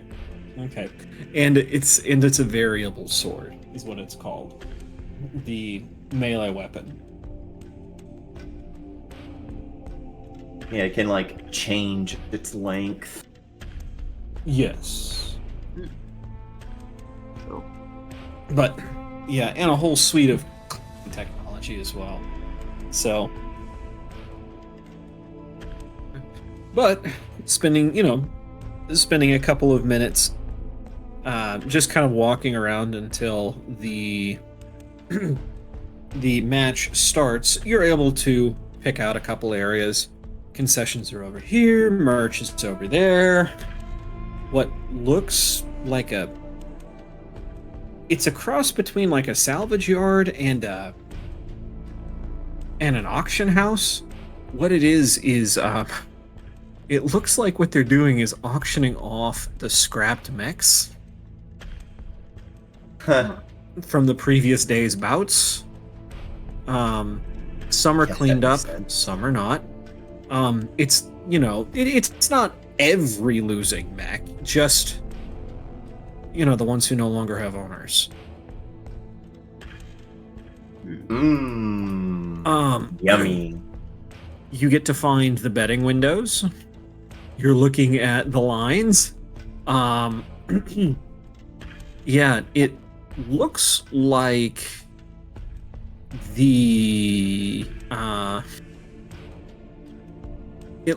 the lines right now are skewed against hydrangea. The odds right now are like 20-1 against hydrangea. Dang. And You you're know what? looking. Go ahead. I think Mom sees that kind of disparity. Hold on. I'm sorry. It's the other way around. It is the other Oh. way around. I'm sorry. 20-1 for hydrangea. For hydrangea. Yeah. Okay. Never mind. I was gonna be like, Mom was gonna be like, I have faith in our possible new compatriot, and then bet a lot of money. No, I was Going, just. I have the NPC sense. I was backwards. I wasn't thinking. Yeah, they're skewed for hydrangea. 20-1. It is pretty crazy. Yeah. Now there is a crier out in front of it. Everybody, 20-1. Max in the Raleigh. Come on, $10. You know it'll give you a month and a half's worth of pay. $10. That's all I'm asking. $5. $1. $1. And think about it. $1 will last you the rest of the week if you win. 21. I will say Dux does look at Iman and say, you think this guy really is good? Do you want to bet? You think I'm going to bet against our guy? I don't know. Oh wait, can we not bet 4? That was my bad. You can Well, go for it. what would we get? Like $1.20 in return? Yeah. Yeah. It's a Imam 20% will- return. Yeah, Imam will put down $100 on Okay, our you go to the guy, on person hydrangea. at the window and all right, perfect. So here's your ticket, and the collections window after the match is over there. Thank So- you. Mm-hmm. And now we hope, and now we have a baked-in thing. If he loses, he lost me $100, which means he doesn't join the crew. Which means he does join the crew. Best bet I ever. The Vanguard was the best bet I ever lost. Oh no, because now you work me off the $100 you owe me. It's not my fault you bet $100 on me. Nah, Yes, it is. It's not. This is Chicago. Of course it is. That looked like a steal. I was owed. Now, you do get a chance to go around to the pit area. Not in the sense of the pit like the actual fighting arena, but where all of the competing mechs for the day are lined up. Right. It looks like the Raleigh and the Morning Cloak are already in position elsewhere, so they're not here. But you do see an awful lot of mechs here. otherwise. Everything, I mean, what don't we have here? You've got Blackbeards and Calibans, Atlases and Orchies.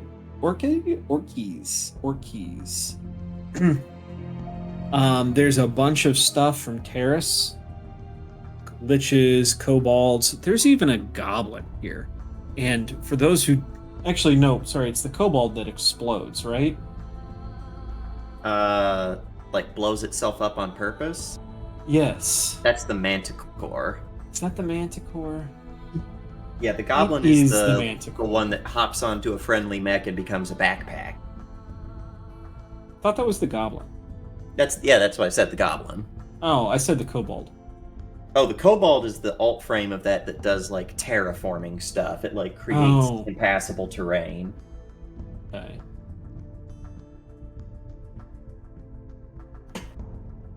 Yeah, no. So you even see a manticore there. Basically, the job of the manticore is to go up to someone, grab them, and say, "I am the mouse underneath your fridge," and detonate. It's a suicide vest of mechs. It works very well in the setting of Lancer, where if you die, you just get cloned and come back. Death is very, very meaningless in For Lancer. pilots, it is. Most people don't have the luxury of flash clones. Yeah, but we're back. We're pilots, so yeah. But all of them are in varying degrees of disrepair. You see a lot of what you would lovingly refer to, maybe, Ducks, as Farmer Brown work, Farmer Brown repairs. It's one of those, so you snapped this hydraulic line and taped it with electrical tape because you ran out of duct tape. Yeah. Or this over here, you looks like you completely separated the main strut here on your legs, so you just welded it together again with a stick welder. Mm-hmm. That kind of shit. Yeah, I'd say Dux is definitely taking a closer look here and there and just kind of muttering stuff like, "Oh, I guess that works. If you only want to go 100 feet, blah, blah, blah, and then it's going to collapse." And then other one, she's like, no, that's not bad. I would do that. And then just like various little details and things. But yeah, like she's been there, done that with her Brunhilde, so she gets it. But yeah. Probably, sorry, go ahead.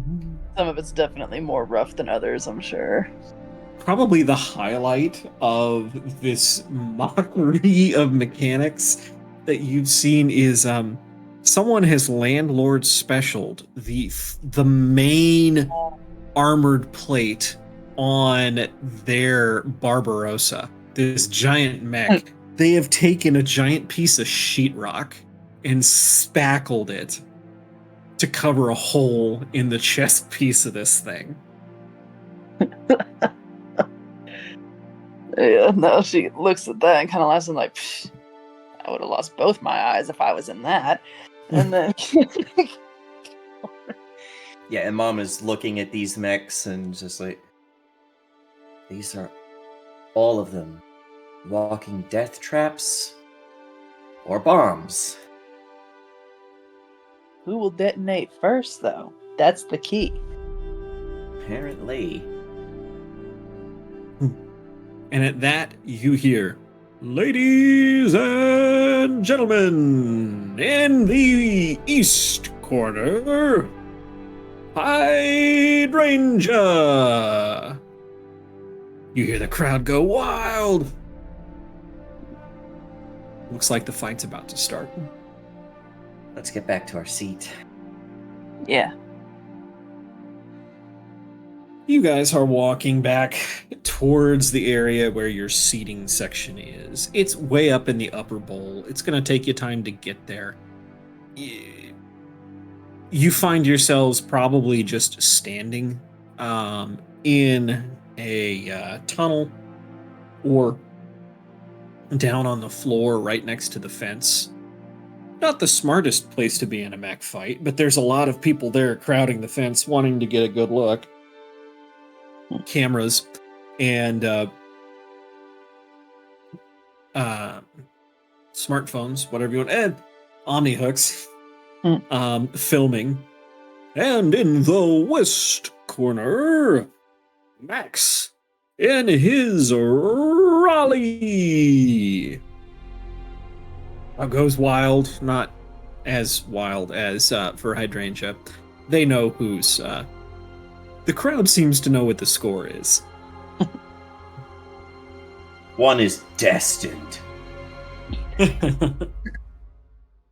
2 minutes on the clock. No holds barred. Submission. 2 minutes. Round 1. Fight. And watching these two mechs as the timer starts to tick down, they just stand there for a long moment. Just Old West standoff style for a minute. And as the clock ticks down from 2 minutes down to 1:30, all hell breaks loose. The Raleigh draws 2 pistols, points them, pulls the trigger. It's almost as if time begins to slow for the two of you. Watching the projectiles, these are big, slow-moving projectiles that shoot out of these, hand cannons, I believe is the actual term for them, and dart across the arena straight for the Morning Cloak. It seems entirely disinterested in this fight. Because as the projectiles get within 50 feet of the mech, you watch it disappear.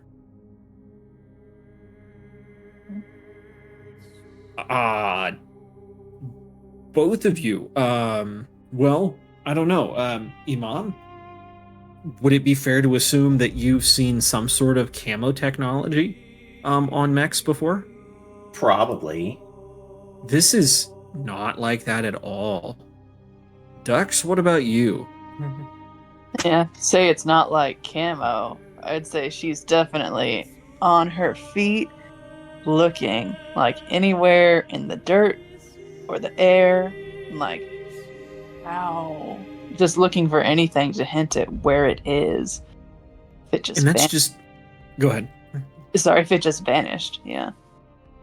And that's just the thing for both of you.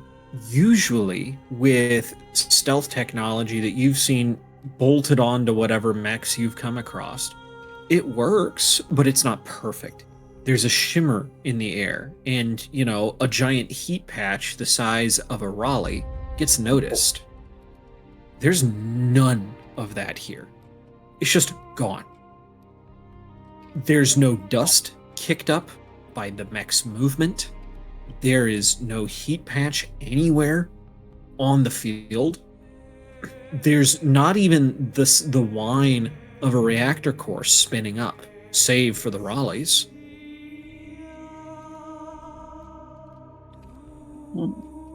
And the Raleigh... Go ahead. Could I do a spot to see if this is something magical?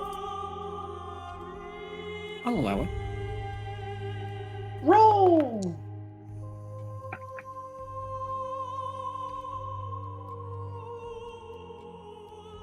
Okay, and this is a difficult check. It is a 12. Hey! Y'all love to see it. It's not something you see so much as something you feel, Imam. This heavy pressure. You don't feel it in your ears, you feel it at the base of your skull, where the spine meets the skull. Just right back there. That little spot that you've always found you can consistently draw power from. You feel just that pressure. Whatever it is, well, you have a feeling that this and the Morning Cloak disappearing are related. Yeah, keep quiet for now, but interesting.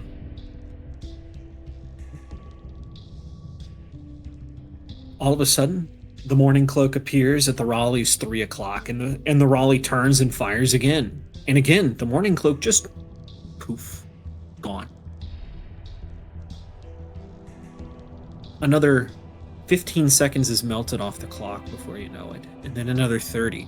This Morning Cloak is not doing anything except playing with its food.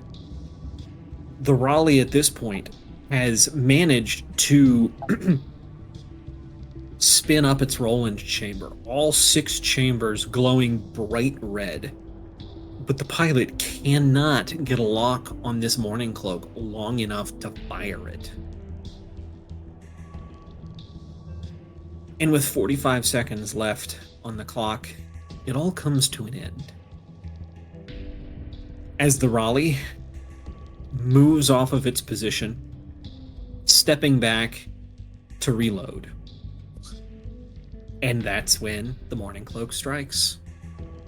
In a flash, it is right behind the Raleigh. You hear the screech of rending metal. Not from the sound of the blade cutting through the material. That's nearly silent. But the sound of the arm dangling and scraping its way down the side of the Raleigh's hull. One arm, then the other, and then both legs. And this limbless torso of a Raleigh twists and falls to the ground on its back, where the Roland chamber goes off straight into the air, useless.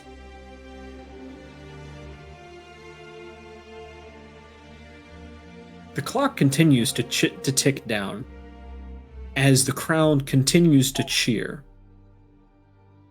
and you hear it start all the way up in the upper bowl, a chant that works its way down to where you guys are standing. Finish him! Finish him! Finish him! As the Jumbotron clearly shows, the pilot of the Raleigh has not submitted. Is it hubris? Or is the pilot knocked unconscious by the fall? You don't know. And the Morning Cloak doesn't give them a chance either, as they take one of the satchel charges off of the Raleigh and activate it before disappearing once again. And the Raleigh self-destructs. Ugh. The crowd is in a frenzy. They came here for death and destruction, and they got it. Personally, it makes me not like the Windy City just a little bit. But then again, no matter where you are, if you put enough people in the same area, you're gonna find people like this, right? Yeah. Yeah. Probably the most disrespectful thing you've seen the Morning Cloak do all day is it doesn't stay around to soak in the sunlight. The next time you see it, it appears back at its own entrance, already turned away, walking back down its tunnel.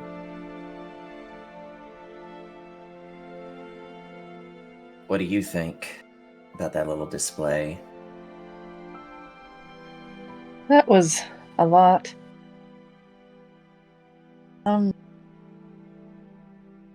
Well, I could see how they got their reputation, but damn.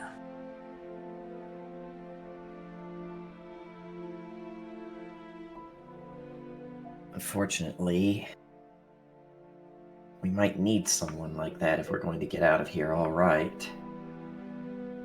You're And there's not something wrong. else. I don't know if you could feel it the way I can feel it, but there's something going on with all of this. Oh, there has to be. I don't think I feel the way you do, like you said, but that wasn't normal. Normal? Any of Both of us saying it at the same time. it. Yeah. Yeah. Yeah, just kind of a knowing nod and a yeah. Well, let's go collect our winnings. See if we can't maybe talk to this person. Yeah. Why not?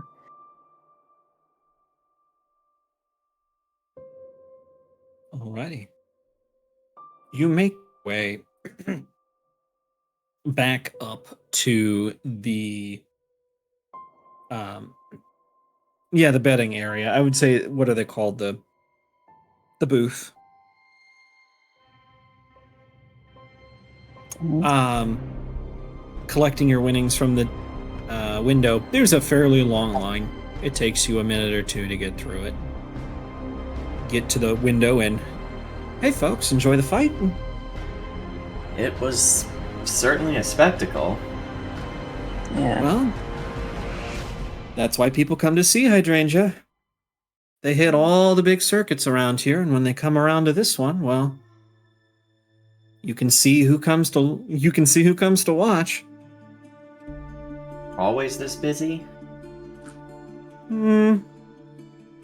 Well, tonight is for a belt, so today's a little bit of an outlier. Belt.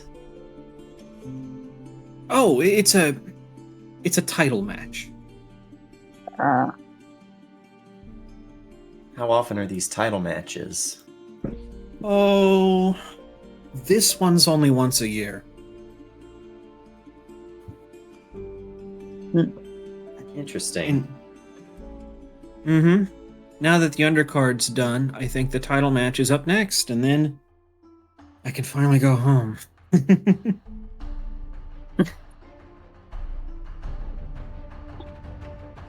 Yeah, But you will here are get your the- winnings, 120.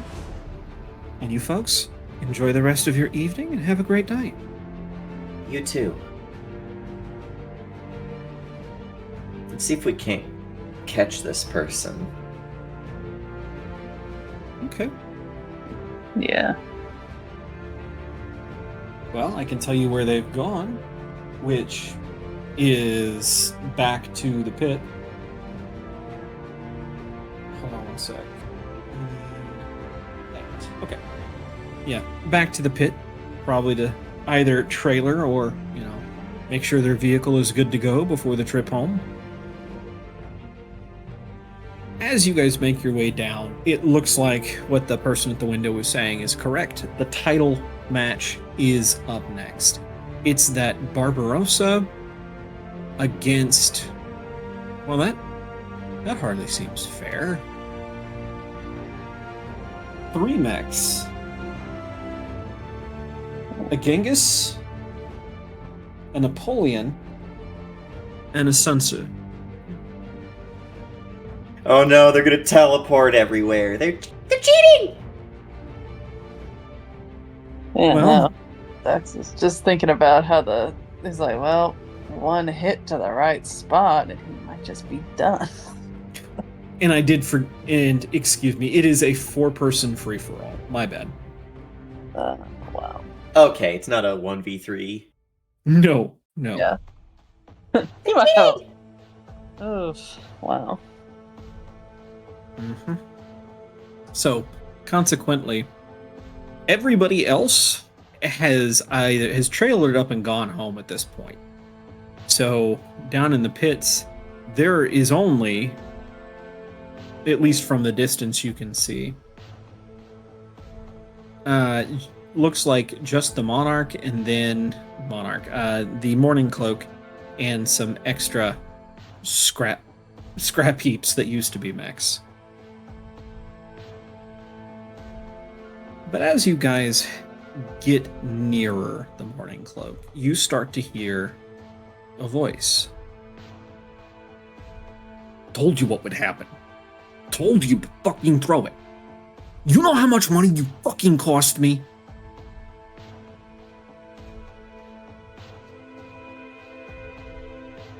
Who's there when we step forth? As you guys step into the pit lane, you can see this conversation at least this person is probably fairly loud, because you are probably, we'll say, 50 yards away. So 150 feet-ish. Uh-huh. And it seems to be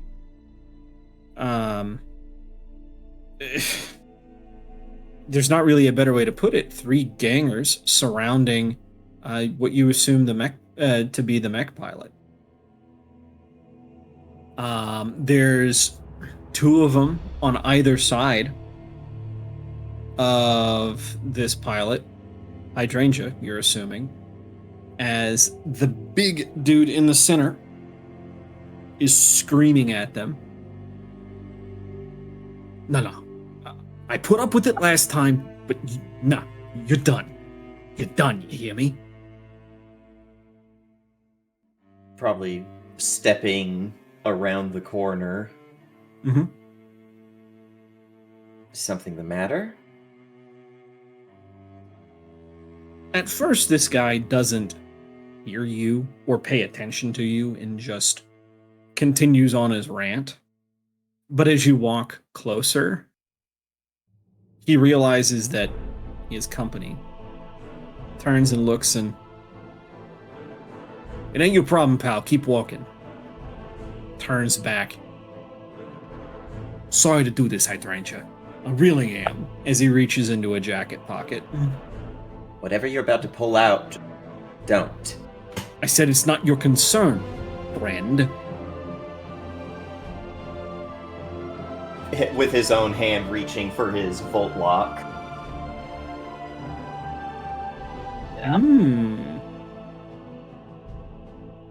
Yeah, I and don't want this to end in violence for anybody. But I need to speak with Hydrangea, if you'd be so kind. You can have her after we're done with her. I don't think that you understand. I need to speak with Hydrangea on a matter of great importance. Leave. At this point, I'd like the to. pistol. I'd like to take control of the situation by beating them on the draw. So, this is going to be a... Let me pull up the skill checks page again. Okay, this is a difficult skill check, so this is going to be adding 1 difficulty to your roll. Oof. Let's do it. Okay. Please be a 1. Man, I'm rolling dead even all day, like right in the middle all day today. This is strange. Difficulty is still just a 10, so the difficult skill check is a 10. Say your DC 10. So, all right. Yeah, and he beats them on the draw and has them all at Volt Lock.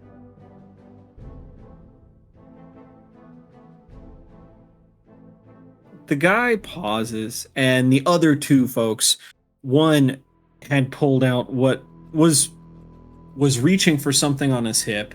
The other looked like he was grabbing for the bat, leaning next to, leaning on the Morning Cloak.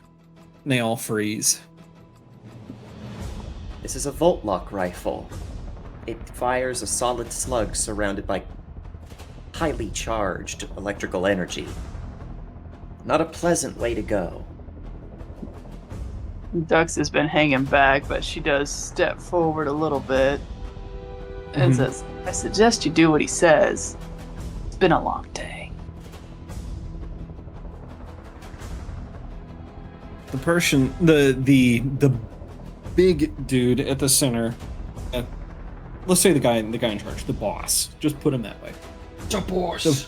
The boss slowly lets go of whatever was inside his jacket, draws himself up to his full height, and he says,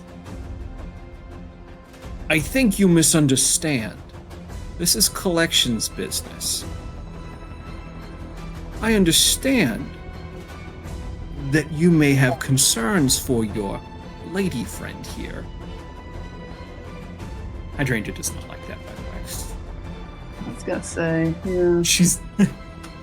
yeah, they're not happy about that. But thinking better of the... yeah, no. Because at the end of the day, they don't know if you guys are any friendlier. Maybe they owe you guys money too. Mm-hmm. But I suggest you rethink that. Because if I remember right, those are breach loading. Which means you may get one of us, but you're not getting all three. Are you willing to risk that? Who do you think I have in my sights? The wrong person, pal.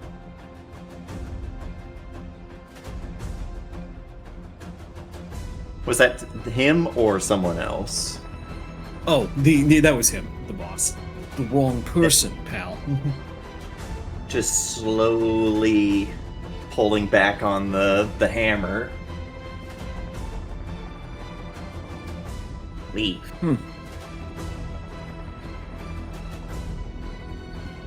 Hydrangea, he says, turning back to Hydrangea. Your friends here are really, really looking forward to speak with you.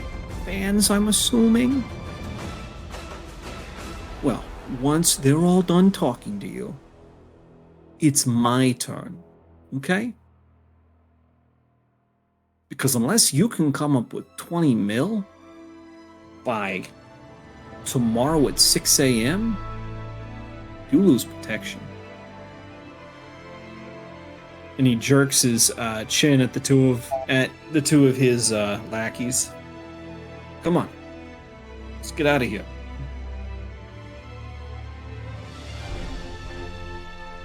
You didn't realize that the two of these people had actually been holding Hydrangea up. It was kind of an awkward view, and as they let go of their shoulders, Hydrangea does fall to the ground. But they leave without another look back. Yeah. Keep the Volt Lock trained on them before slowly letting it power down. Imam puts it back towards their back as it folds back into... it self-folds onto itself for easier storage. Puts it on his back and approaches Hydrangea. Hydrangea, at this point, has managed to pull themselves up off the ground and is dusting themselves off. You, realize that Hydrangea is very short. Shorter than Dux, and I'm pretty sure Dux was, what, 5'2", or was it 5'5"? I think it was 5'4", yeah. Yeah, no, no, Hydrangea is maybe 5 even, in shoes, maybe. Huh. Short.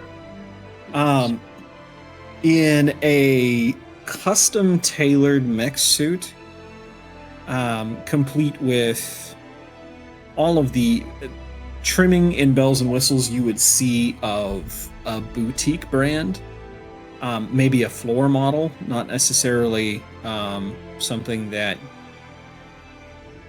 you would actually spend money on if you were going to use a mech for real work. It screams money, is what it screams. Those are some bad customers you got yourself talking with there. Yeah. I'm sorry.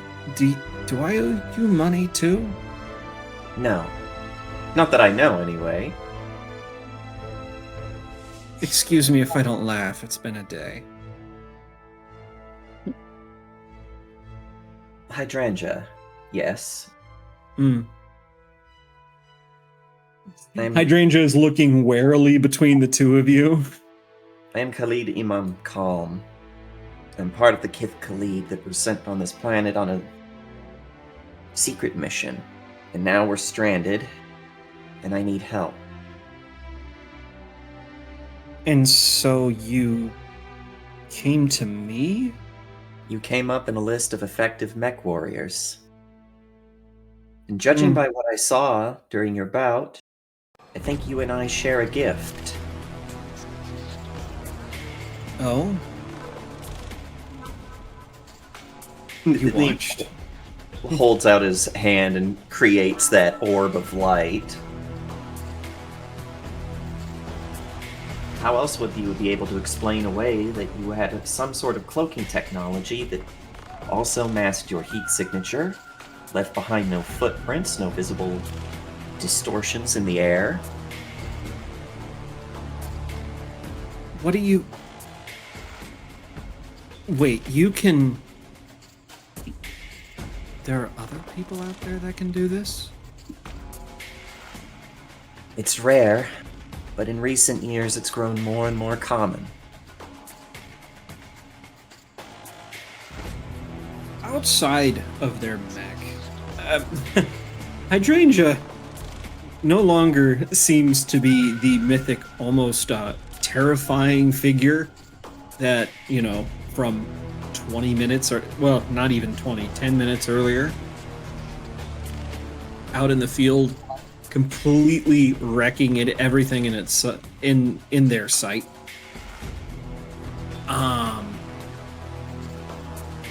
They seem uncertain, and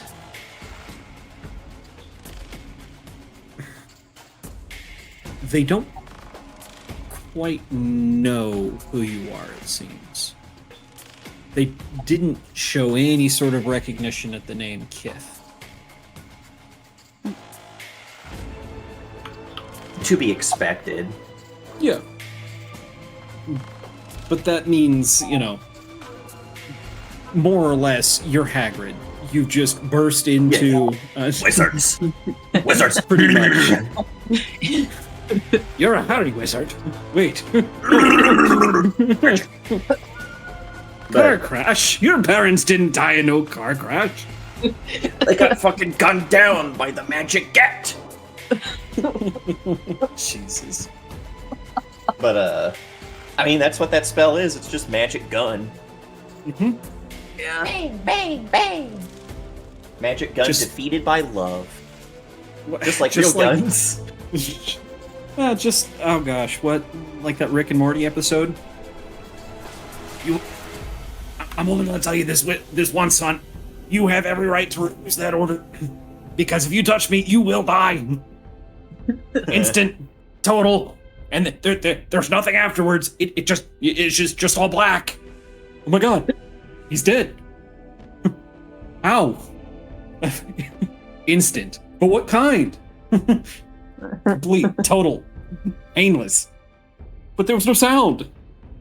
Duh, I told you. Sorry, I got off track. So, if you're looking for somewhere safer where you don't have to deal with those sorts of people, you are more than welcome on my ship.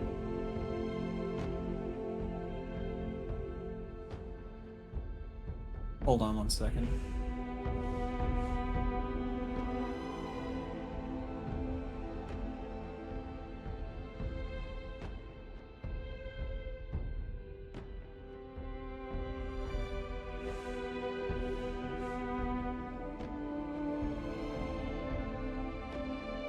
They look at you and to Dux and back, and then says, Nullum gratuitum prandium. Looking. Well, I do have an Omni Hook, and I think they do count as translators. Let me check.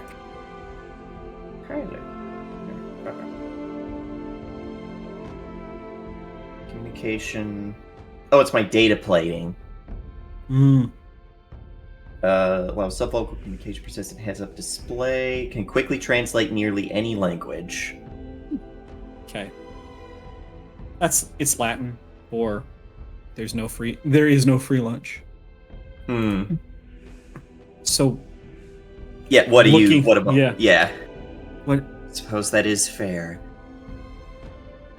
Yeah, I'd say Dux kind of interjects here and says, well, fair.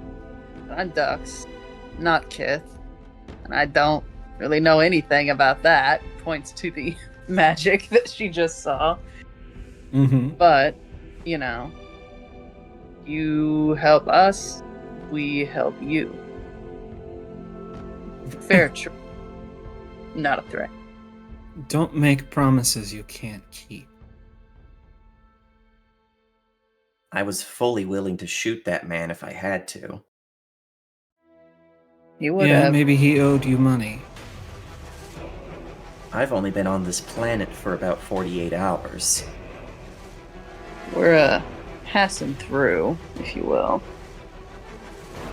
So what you're telling me is you don't know how the game is played around here. And yet I was still willing to throw down my hand in the betting booth. Hydrangea just shakes their head. You don't know who you just threatened, do you? Not at all. Only the largest gang in the Windy City.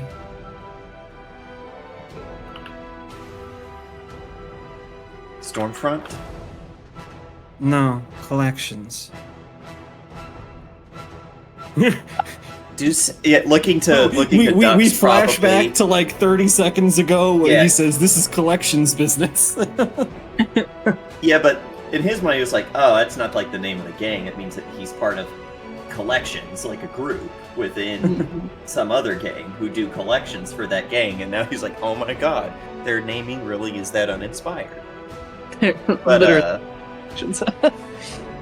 looking to Dux, are gangs this common on every planet? I don't know.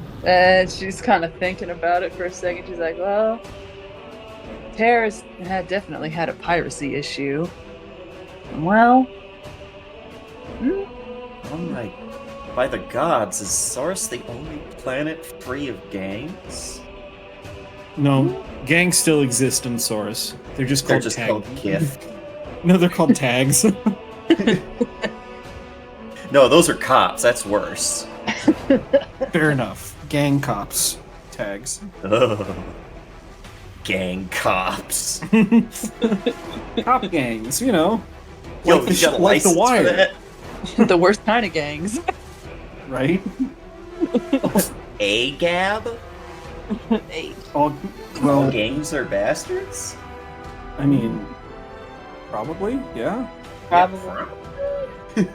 I mean, so, yeah, they look at you and, well, I guess they're gonna come after you one way or another already, huh? Assuming they know who either of us are. They know who I am. They approached me. Pointing between himself and Dux. I meant the two nobodies. Well, if you take me on your ship, they will absolutely learn who you two are.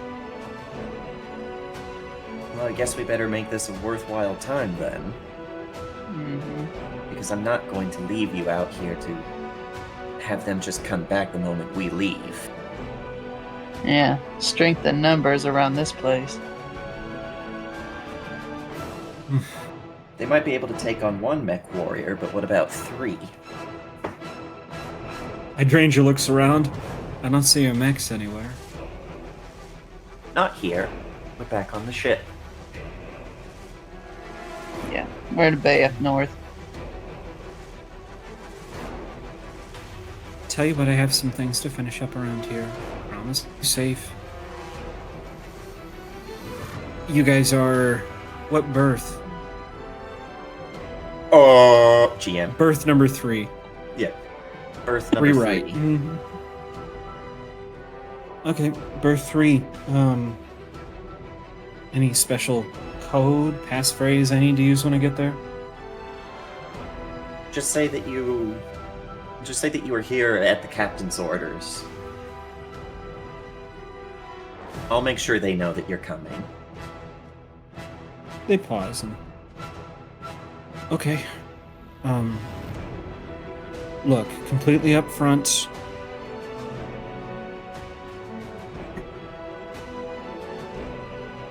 They approached me before the match and said that they had put $1 million bet on me to lose.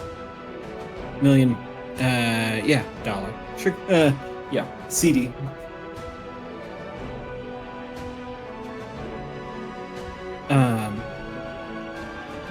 You see, that didn't end up the way they wanted it to, so... They think that you owe them.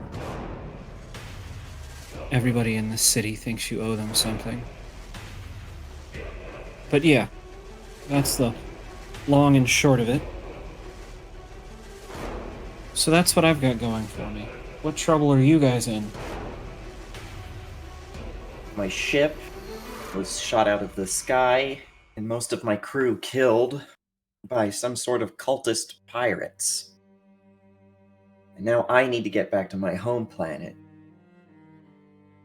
That's rough, buddy. So I've been told. I'm gonna keep using that until it's not funny anymore.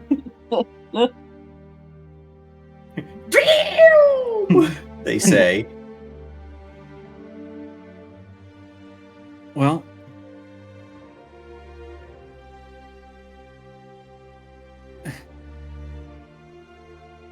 I suppose I'm technically no worse off than the two of you are.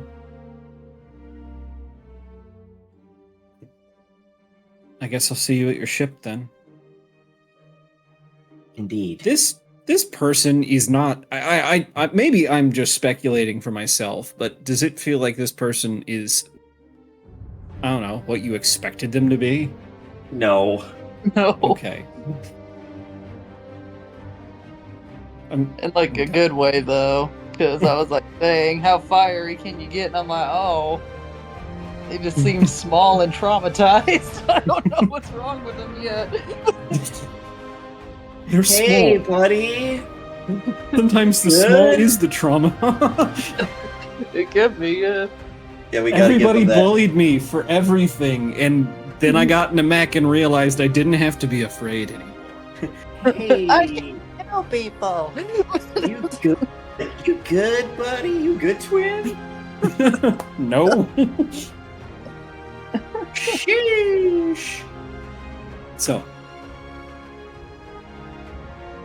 they get back in their mech, and by the way, this mech, unlike all of the others, is clearly well maintained. Money has gone into the maintaining of this ship, this mech. It's shit. I mean, it's probably, if we wanted to put, CD amounts to it, this one is easily 20 to 30 times more expensive than the next most expensive one here on the circuit. That makes sense. Yeah. Oh yeah. One SSC license. I can't believe I'm saying this. SSC licenses, probably some news reporter on some television somewhere, are the most forged licenses in the entire solar system. Makes sense. Mm-hmm. Some shit like that. Yeah. So, yep. Mech goes up and away. What next? I think you guys have one more pit stop? 2 more pit stops? Where are you going after next? Pop star? Yeah, probably. Yeah. Oh, okay. Well, this one does have, yeah, the location data that you've been given for Xenia has pointed directly to an address. It's an address of a bar in the loop. Mm. Excuse me, sorry. It's the sneeze that won't come. Okay. Hey, Heartless Ayla. Thank you so much for the lure. Okay. Yep, you guys make your way out of the Coliseum. The title match has ended uninterestingly. It looks like the Barbarossa won. Somehow. Landlord's job was good Sit. enough. Sat in the corner, charged up Apocalypse Rail, killed the others who were too busy playing Team Deathmatch. Probably. Pretty much. But making your way out of the stadium into another taxi cab, another dollar later, you have found yourselves in the loop. Situated in front of what is posted as the premier speakeasy of Chicago. Now, alcohol is legal, so why it's called a speakeasy? But you stand before the neon sign of a mermaid sitting on an anchor.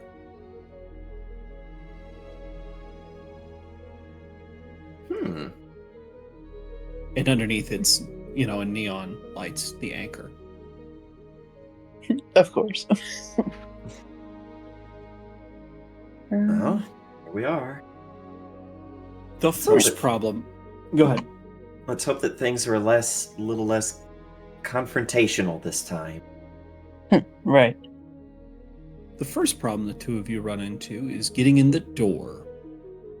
Because you are underdressed. What? Immediately looking to Ducks like, now having a big dumb cloak doesn't seem like such a bad idea, does it? Yeah, you guys have stepped up to the door, and the the unassuming bouncer looks the two of you up and down and says, "I'm sorry, sir, ma'am. We do adhere to a strict dress code here." That's when they get the having my big dumb cultural cloak wouldn't be such a bad thing now, would it?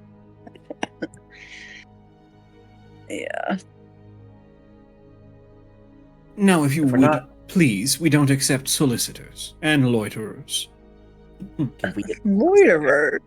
ask Or a loiterers. question? He sighs, but he doesn't say anything. He's just looking at you like you're wasting his time. Is Zinnia here before I go back and see if my other outfit will somehow be more than enough for your dress code? Because all I want in here is the ability to speak to someone that I wish to hire. He steps forward and lowers his voice. Miss Nia is in fact inside. And I am sure the owner of the house would consider it a personal favor to him if you are actually here to collect her, to do so quickly and quietly. We have been attempting to cut her off for most of the night. It's difficult for me to do much quickly if I'm going to have to go back to the... I would... we would consider it a favor to the house. Then might we come into the house? If you are here to remove Miss Xenia, then yes. We'll do our absolute best. Yep. Steps back, opens the door, looking past the two of you. As you were, sir and madam.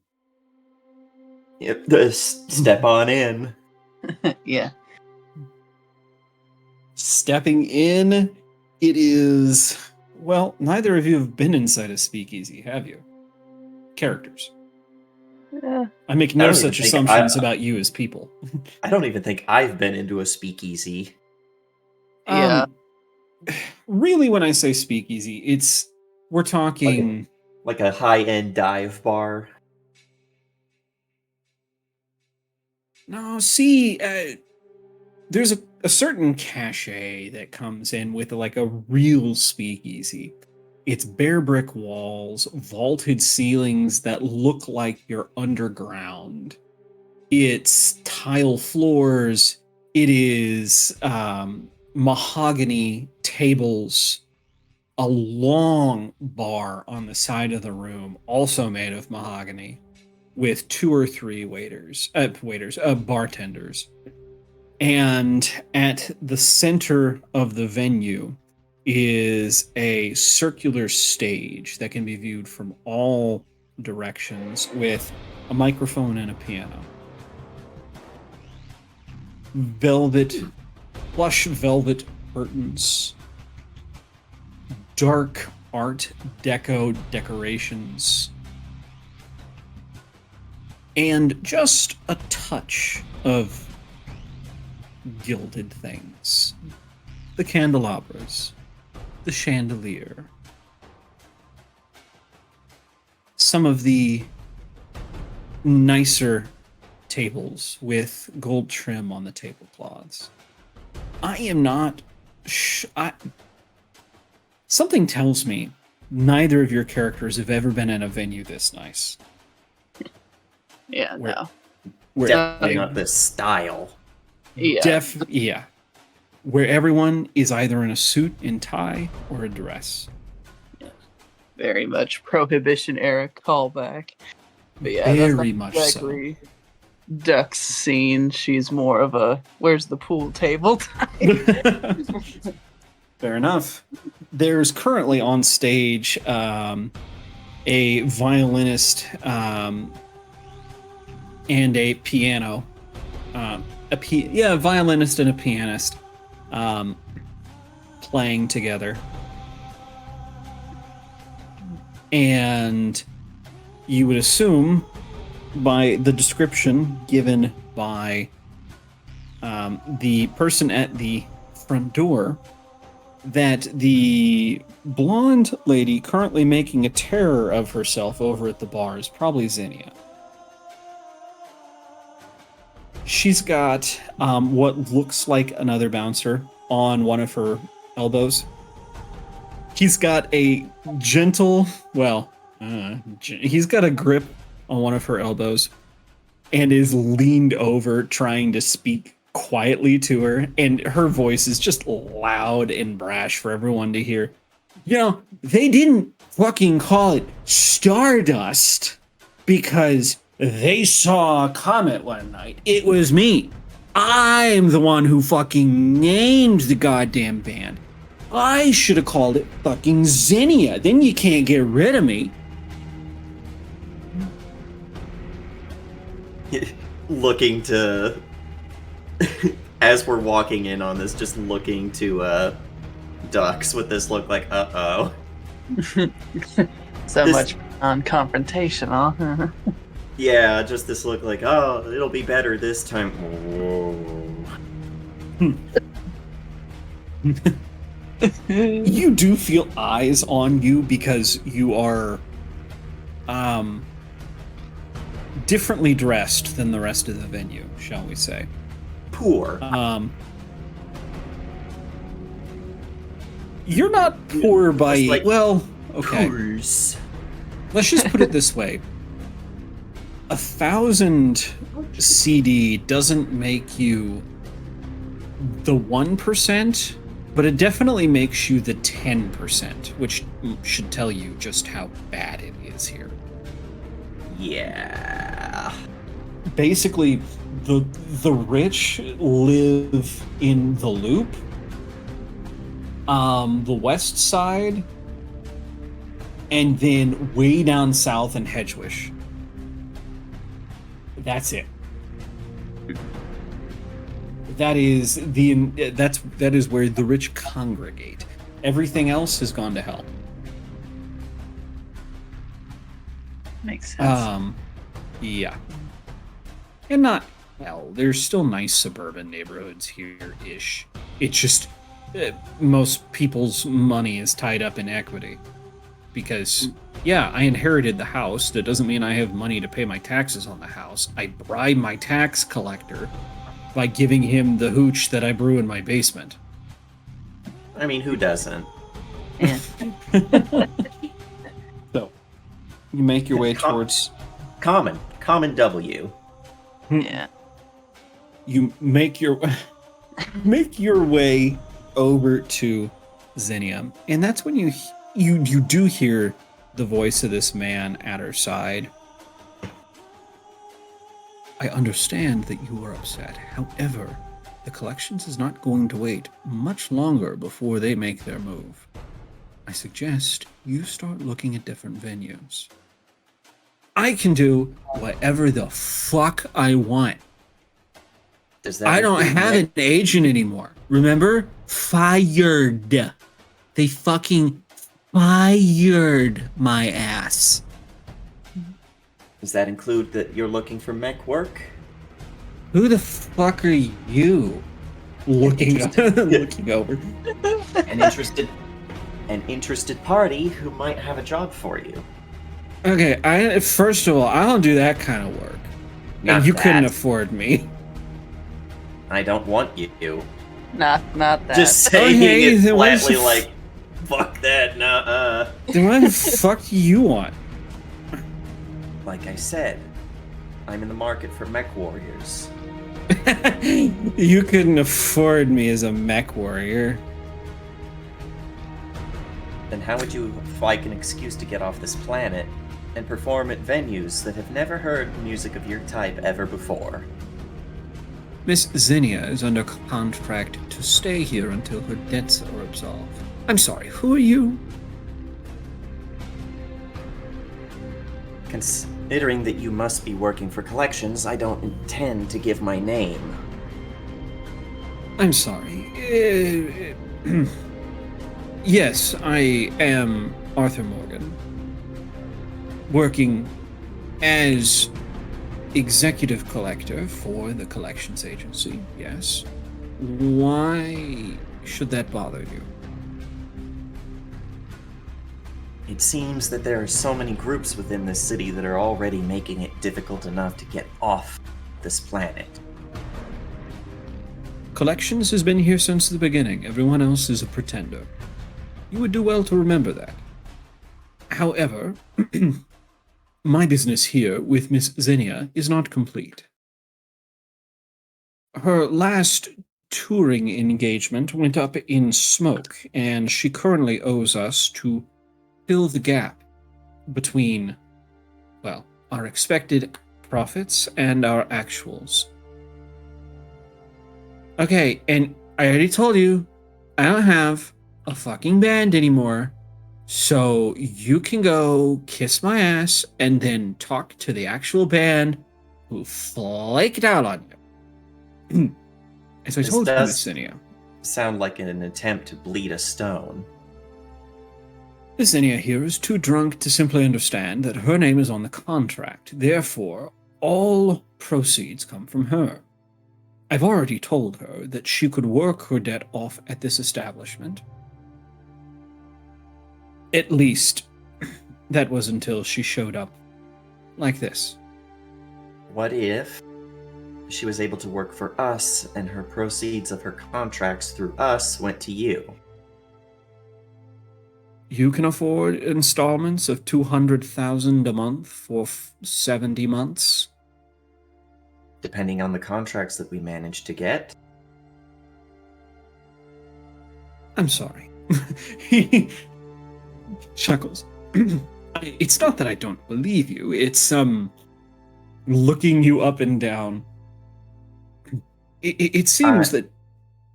I was told to, looking at ducks, dress inconspicuously. Well, I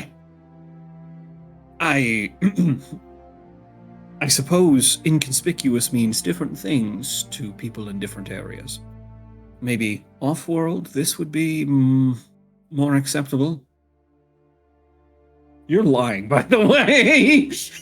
I'm gonna need you to do some rolling for that. But I thought that was the whole point, was dress like this so that people don't pickpocket me for looking like a weirdo. Okay, Yeah. this is true. This is true. Never mind. Yeah, that's not a lie. No, it's not The a lie. 200,000 a month is. Well, that's where he's like, I don't know what kind of That's jobs it. we're going to be getting. I don't know what they're going to pay. Yeah. Hence the depends. It really depends. We don't know.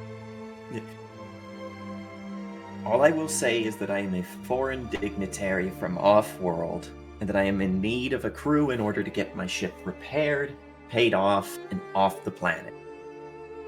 And Zinnia came highly recommended.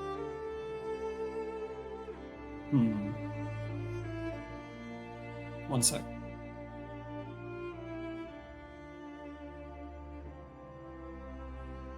Oh.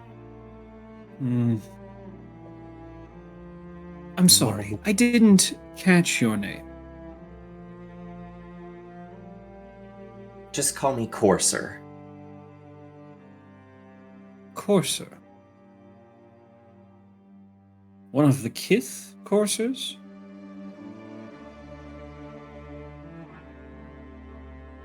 I'd like to read a situation on him. See what his general reaction to this is. Like, that I might be Kith. Roll! Where's my roll menu?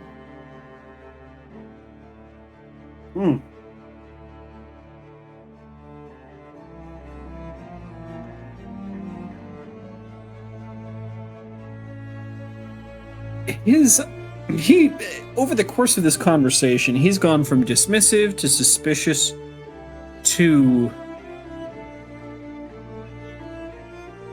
You think you see the gleam of greed in his eyes as he says,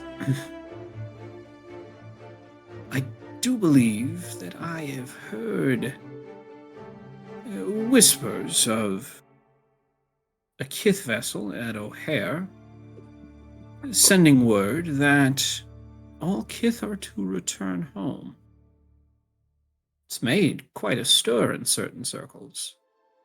Certain Already. circles being collections. Not just collections. You see, your people come with certain skill that are quite valuable here in the Windy City. I should certainly hate to see them go, and I am not the only one who feels that way.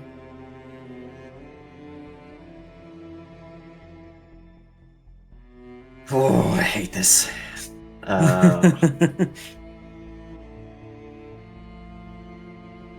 Of course, most won't be joining them. Why do you say that? Because most are under contract to stay. Others left for very specific reasons and would not return home even if they were free to do so. These orders come from the All-Kith and supersede any obligations to a foreign entity. But you see, citizenship is very easy to obtain here in the Windy City. And it does come with the understanding that they are to hold no allegiance to any other government, current or past. And if I do say so myself, Captain, if I may, or sorry, Courser, if I may, it seems to me that Most of the kith here in the Windy City are here because they choose to be anywhere but Saurus.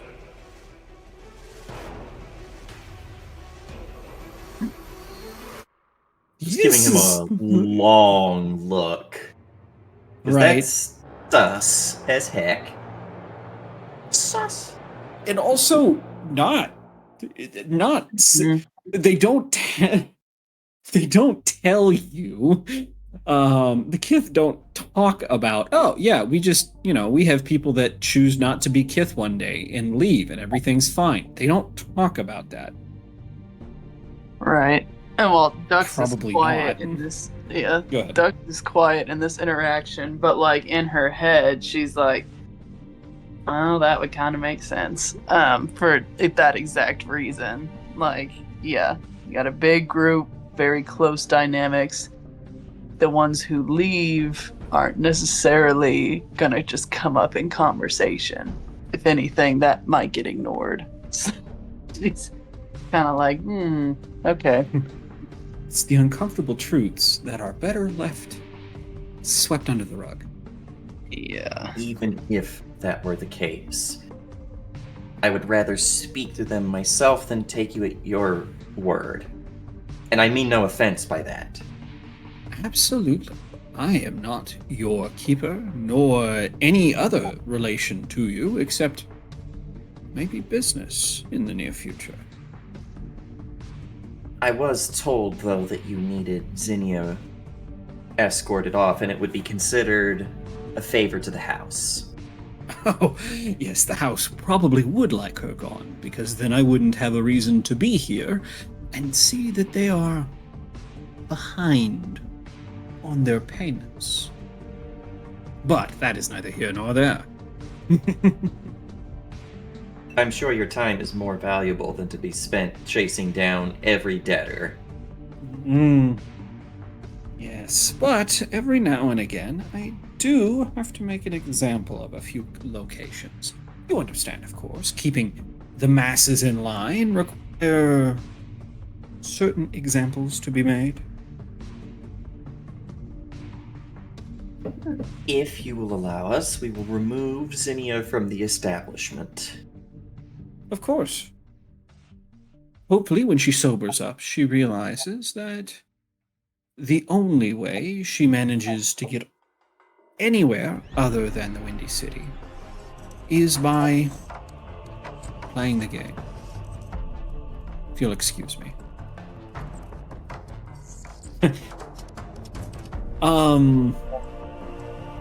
In the length that this conversation's taken, Zinnia has gone from belligerent drunk to passed out drunk. That's the word. Huh. I was gonna say she's awfully quiet over there. She's awfully quiet.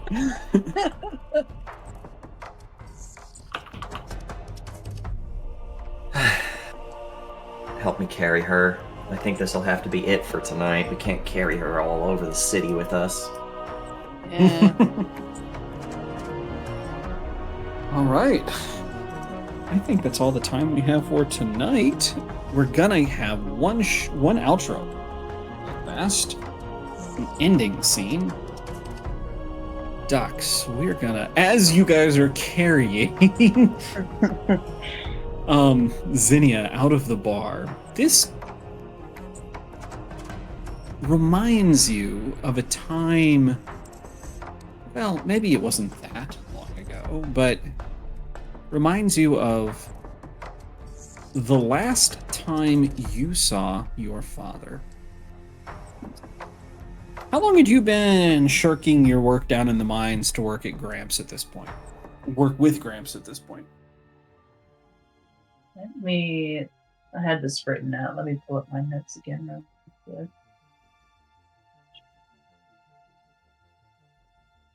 So yeah, Duck started in the mines at 8 years old. I'd say probably when she was about 10.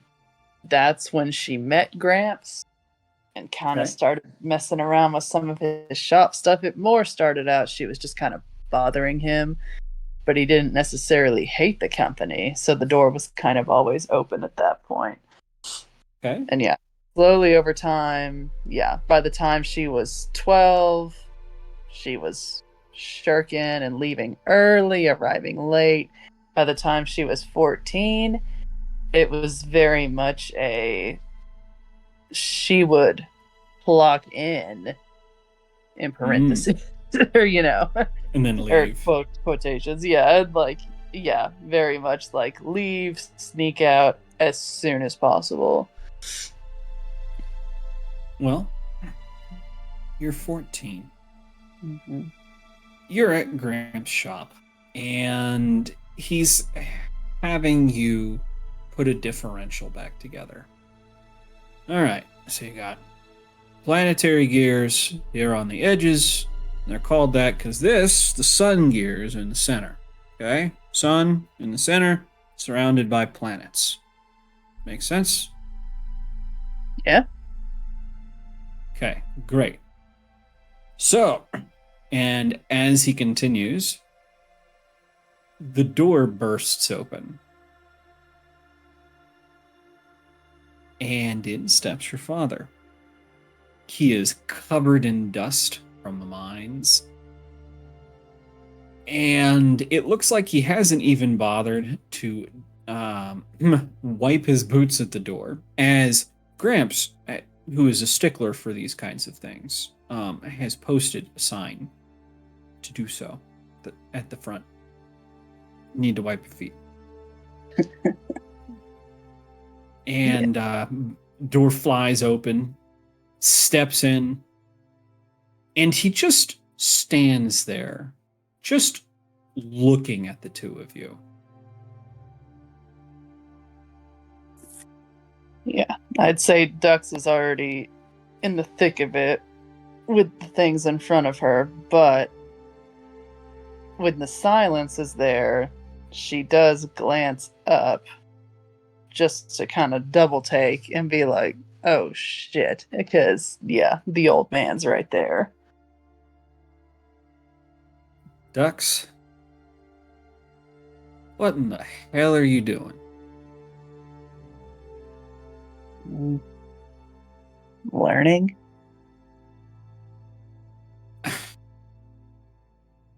You know,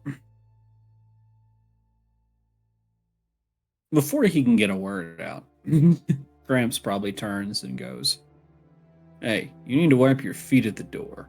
You're stepping into somebody else's house. This ain't about you. This is about me and my daughter. And you better be careful I don't alert you to the lucky stars that you've been kidnapping my daughter." Snorts and looks at you. "Do you want to be here?" Yeah, I do. "All right. You heard the lady. She wants to be here. It's her choice." Ain't working like that.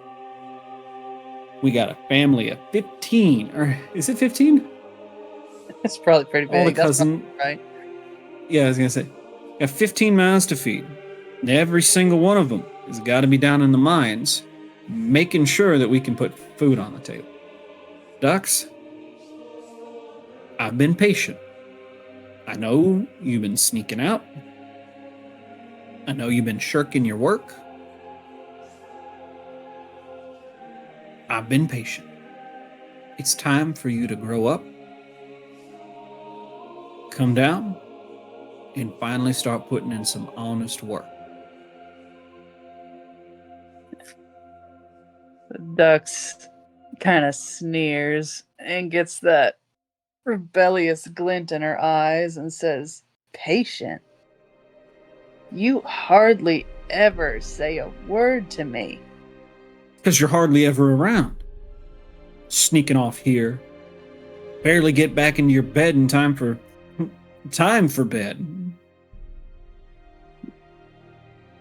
Hell, there's some nights I'm not sure you come home at all. That's the lie. You know I do. Oh, you wouldn't even notice. Yeah, because I'm tired from 16-hour shifts in the mine. Yeah. And I don't want to be that. You don't got a choice. Plecto is a mining planet. None of this servicing bullshit is ever gonna make you cut out for anything other than, well, I don't frankly know. But it don't Yeah. belong in this family. You don't know because you don't even want to try, Dad. But I want to try. And I'm gonna try. You ain't smart enough to try. Now I'm gonna have to stop you right there. You've come into my home, disrespected my employees, and now you're just gonna be. Ugh. No, you've come into. Let me back up here. You've come into my home, insulted my employees, and by extension, insulted my intelligence. I'm gonna have to ask you to leave. Right now. Like hell I'm leaving without Ducks. Ducks, get over here. We're going home.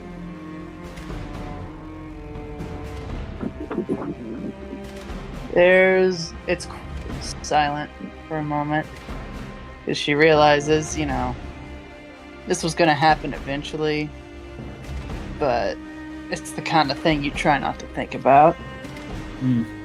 And Dux does kind of look at Gramps, not really step in necessarily, but there's a question in her eyes, basically. But the "can I really do this" type of look, kind of. Well, your dad turns around, looking at the door, says, "You got 5 seconds to get out from behind that counter. Otherwise, there's going to be hell to pay when we get home." And that's when you hear it. You don't know where it appeared from, but all of a sudden, there's the racking of a shotgun. And Gramps has it leveled. I think she is plenty old enough to start making decisions for herself. She doesn't want to go with you. Come hell or high water, she's not going to go. As long as she wants to be here, she's got a place by my side. You son of a bitch. As he turns and looks. Dux, who the hell? You ain't no daughter of mine. You ain't no member of this family. You really gonna stay with this crotchety old asshole? With that, Dux does stand up. She has a bag there with her that she brought with her. She always changes out of the mine's clothes when she comes over to the shop. She brings the bag up to her father, hands it to him, and says something along the lines of, "There's assholes everywhere, Dad. At least this one cares. Here, you can sell this stuff. Money, right? Pay your dues. Take it." And she just kind of shoves it into his arms and then walks back behind the counter. Girl, if you don't. I have never been more disappointed in my own flesh and blood. You know you ain't cut out for this life.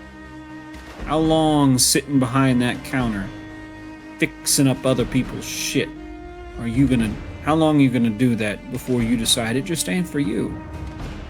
Until he gets tired of having to explain the same shit to you over and over and over again, just like I did. Then you're out, a renter on the streets.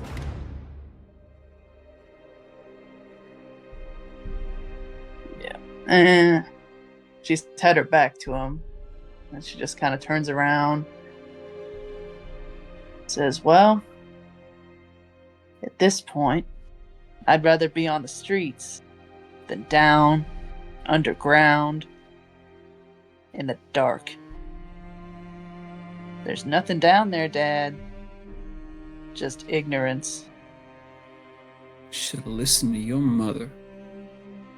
You were switched at birth. Good. Changeling. You got a taste of high society now, huh? Think you're too good for us. Too good for everything we done give you.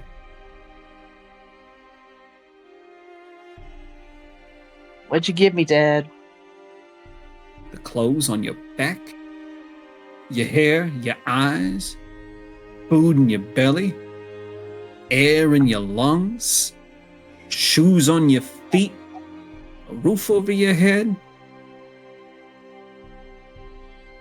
Done giving you everything you need. This is how you repay me. Don't you ever come home. I won't. And with that, he turns, steps out the door.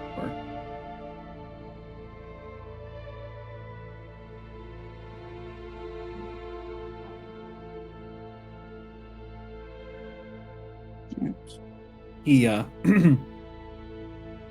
Gramps ejects the shell from the chamber, decocks the shotgun, feeds it back into the tube, puts it down, and like nothing had ever happened. All right. So, this here in the center is the sun gear. And I think we're gonna cut there. How do you feel about that, Lo? How does Dux feel? Because I'm sad now. I'm really sad now.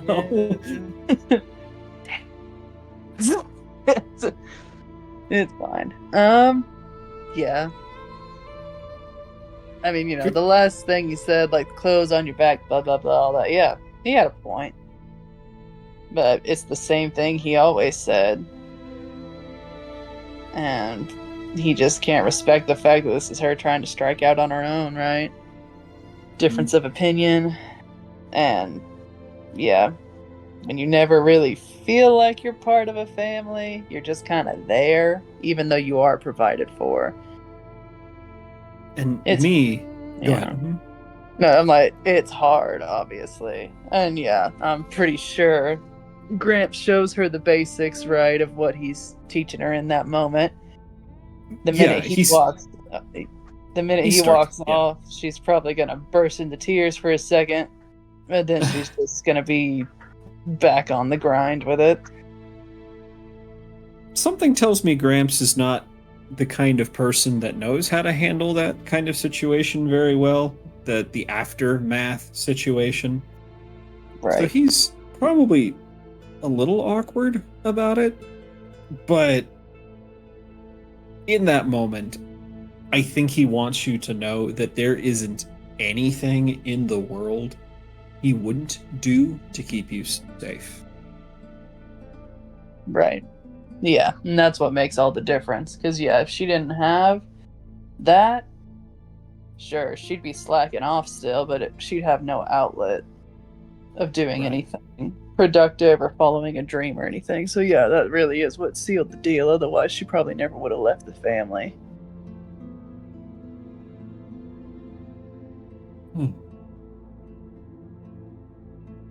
Sometimes parents suck. And Because me, the game master, goes, no, it's not a fate. Feeding and clothing your child, putting a roof over their head, shoes on, none of that is a favor. That's a Right. responsibility. at that kid. It is the bare minimum you can do. I Right. don't know if it's ever, if those stories are ever really true, but I've heard the stories of people turning 18 and getting bills Mm-hmm. for everything they've Yeah. I didn't ask to be born, did you? Right. That's that's called being a fucking parent. So Yeah. but No, exactly. well, all go ahead.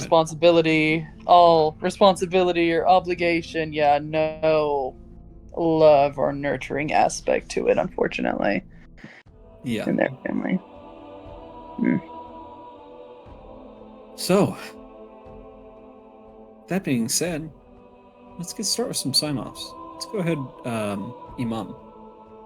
Hi ho, friendolos. My name is Rowan, also known as Nightheart, and I am the thing under your bed, teeth ground sharp and eyes glowing red. You can catch me here every Wednesday where I play Imam, who's just so tired of having to deal with this. Everyone in the city is an asshole. Everyone here sucks. They're terrible. They're awful. You can also catch me here every other Saturday, which I believe will not be this upcoming Saturday because of reasons, and not the Saturday after that because it's a different game. But 3 Saturdays from now, you can catch me in Napple 2.0 0 Hour, where I play Juro, who, is very much a teenager, very much a psychic teenager, and he's going to make it everyone's problem, but especially Vera's problem. And that is it for me. It's about time that you got a tasting of your own medicine. But I don't want to play the adult character. Everyone else is going to get what they want, and I'm just going to go, well, I'm dead, but everybody else has got a happy ending, I guess. Ha ha ha ha ha. Go ahead, Ducks. All right. This is Low. At LowWit36 on Instagram. Yep, here every Wednesday playing Ducks Fundamin. Learning more about her past, daddy issues or whatever, and yeah, in the present, picking up strangers all along the way, make up a ragtag band, and get the heck off that planet. So, see how it goes. Alrighty. And that brings it to me. Hello, everybody. My name is Cyrus Smith. Today you caught me running Echoes of Kosmos, where, yes, sometimes we save the best scenes for last. It always makes me happy at the end of the day to go, that was the thing. We did good. We did a good thing. And yes, you can also catch me, not this Saturday, but 1, 2, 3 Saturdays from now, playing the adult in a party full of children. Some literally children. As Only in, one. still in high school. He's going to be the death of me because he's a moody ass teenager with the psionic abilities to, take the brain inside my skull and play ping pong with it.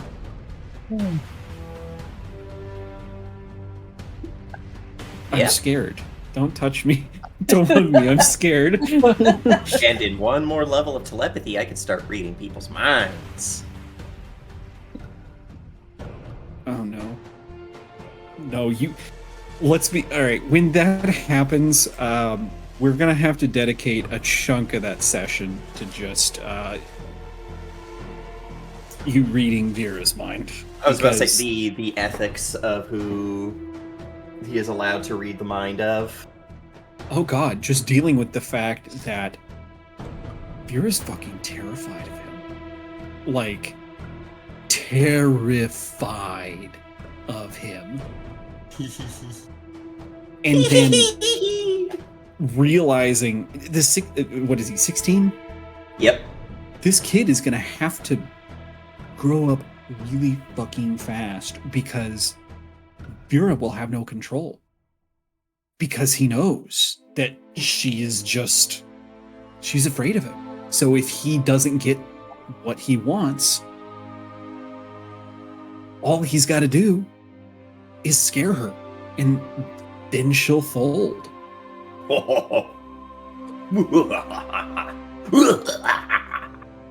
It's scary. I'm trusting that you play a character interested in the furthering of the party's goals. Yeah. Like, So- you know I don't play assholes like that. I know you don't. I worry. So, without further ado, let's get out of here on an RIP Max or RIP Raleigh. I don't know which one. RIP Raleigh. That Raleigh got fucked up, man. Yeah. By the way, Max survived. Oh.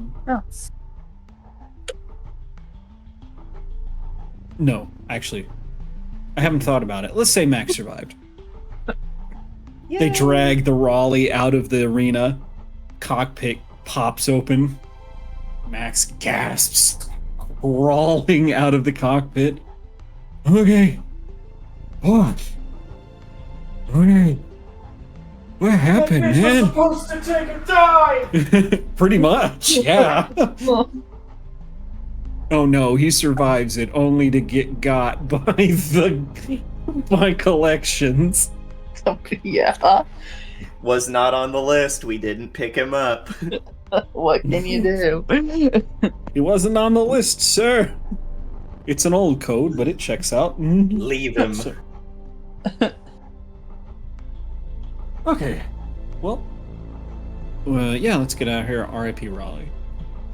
R.I.P. Raleigh. Raleigh.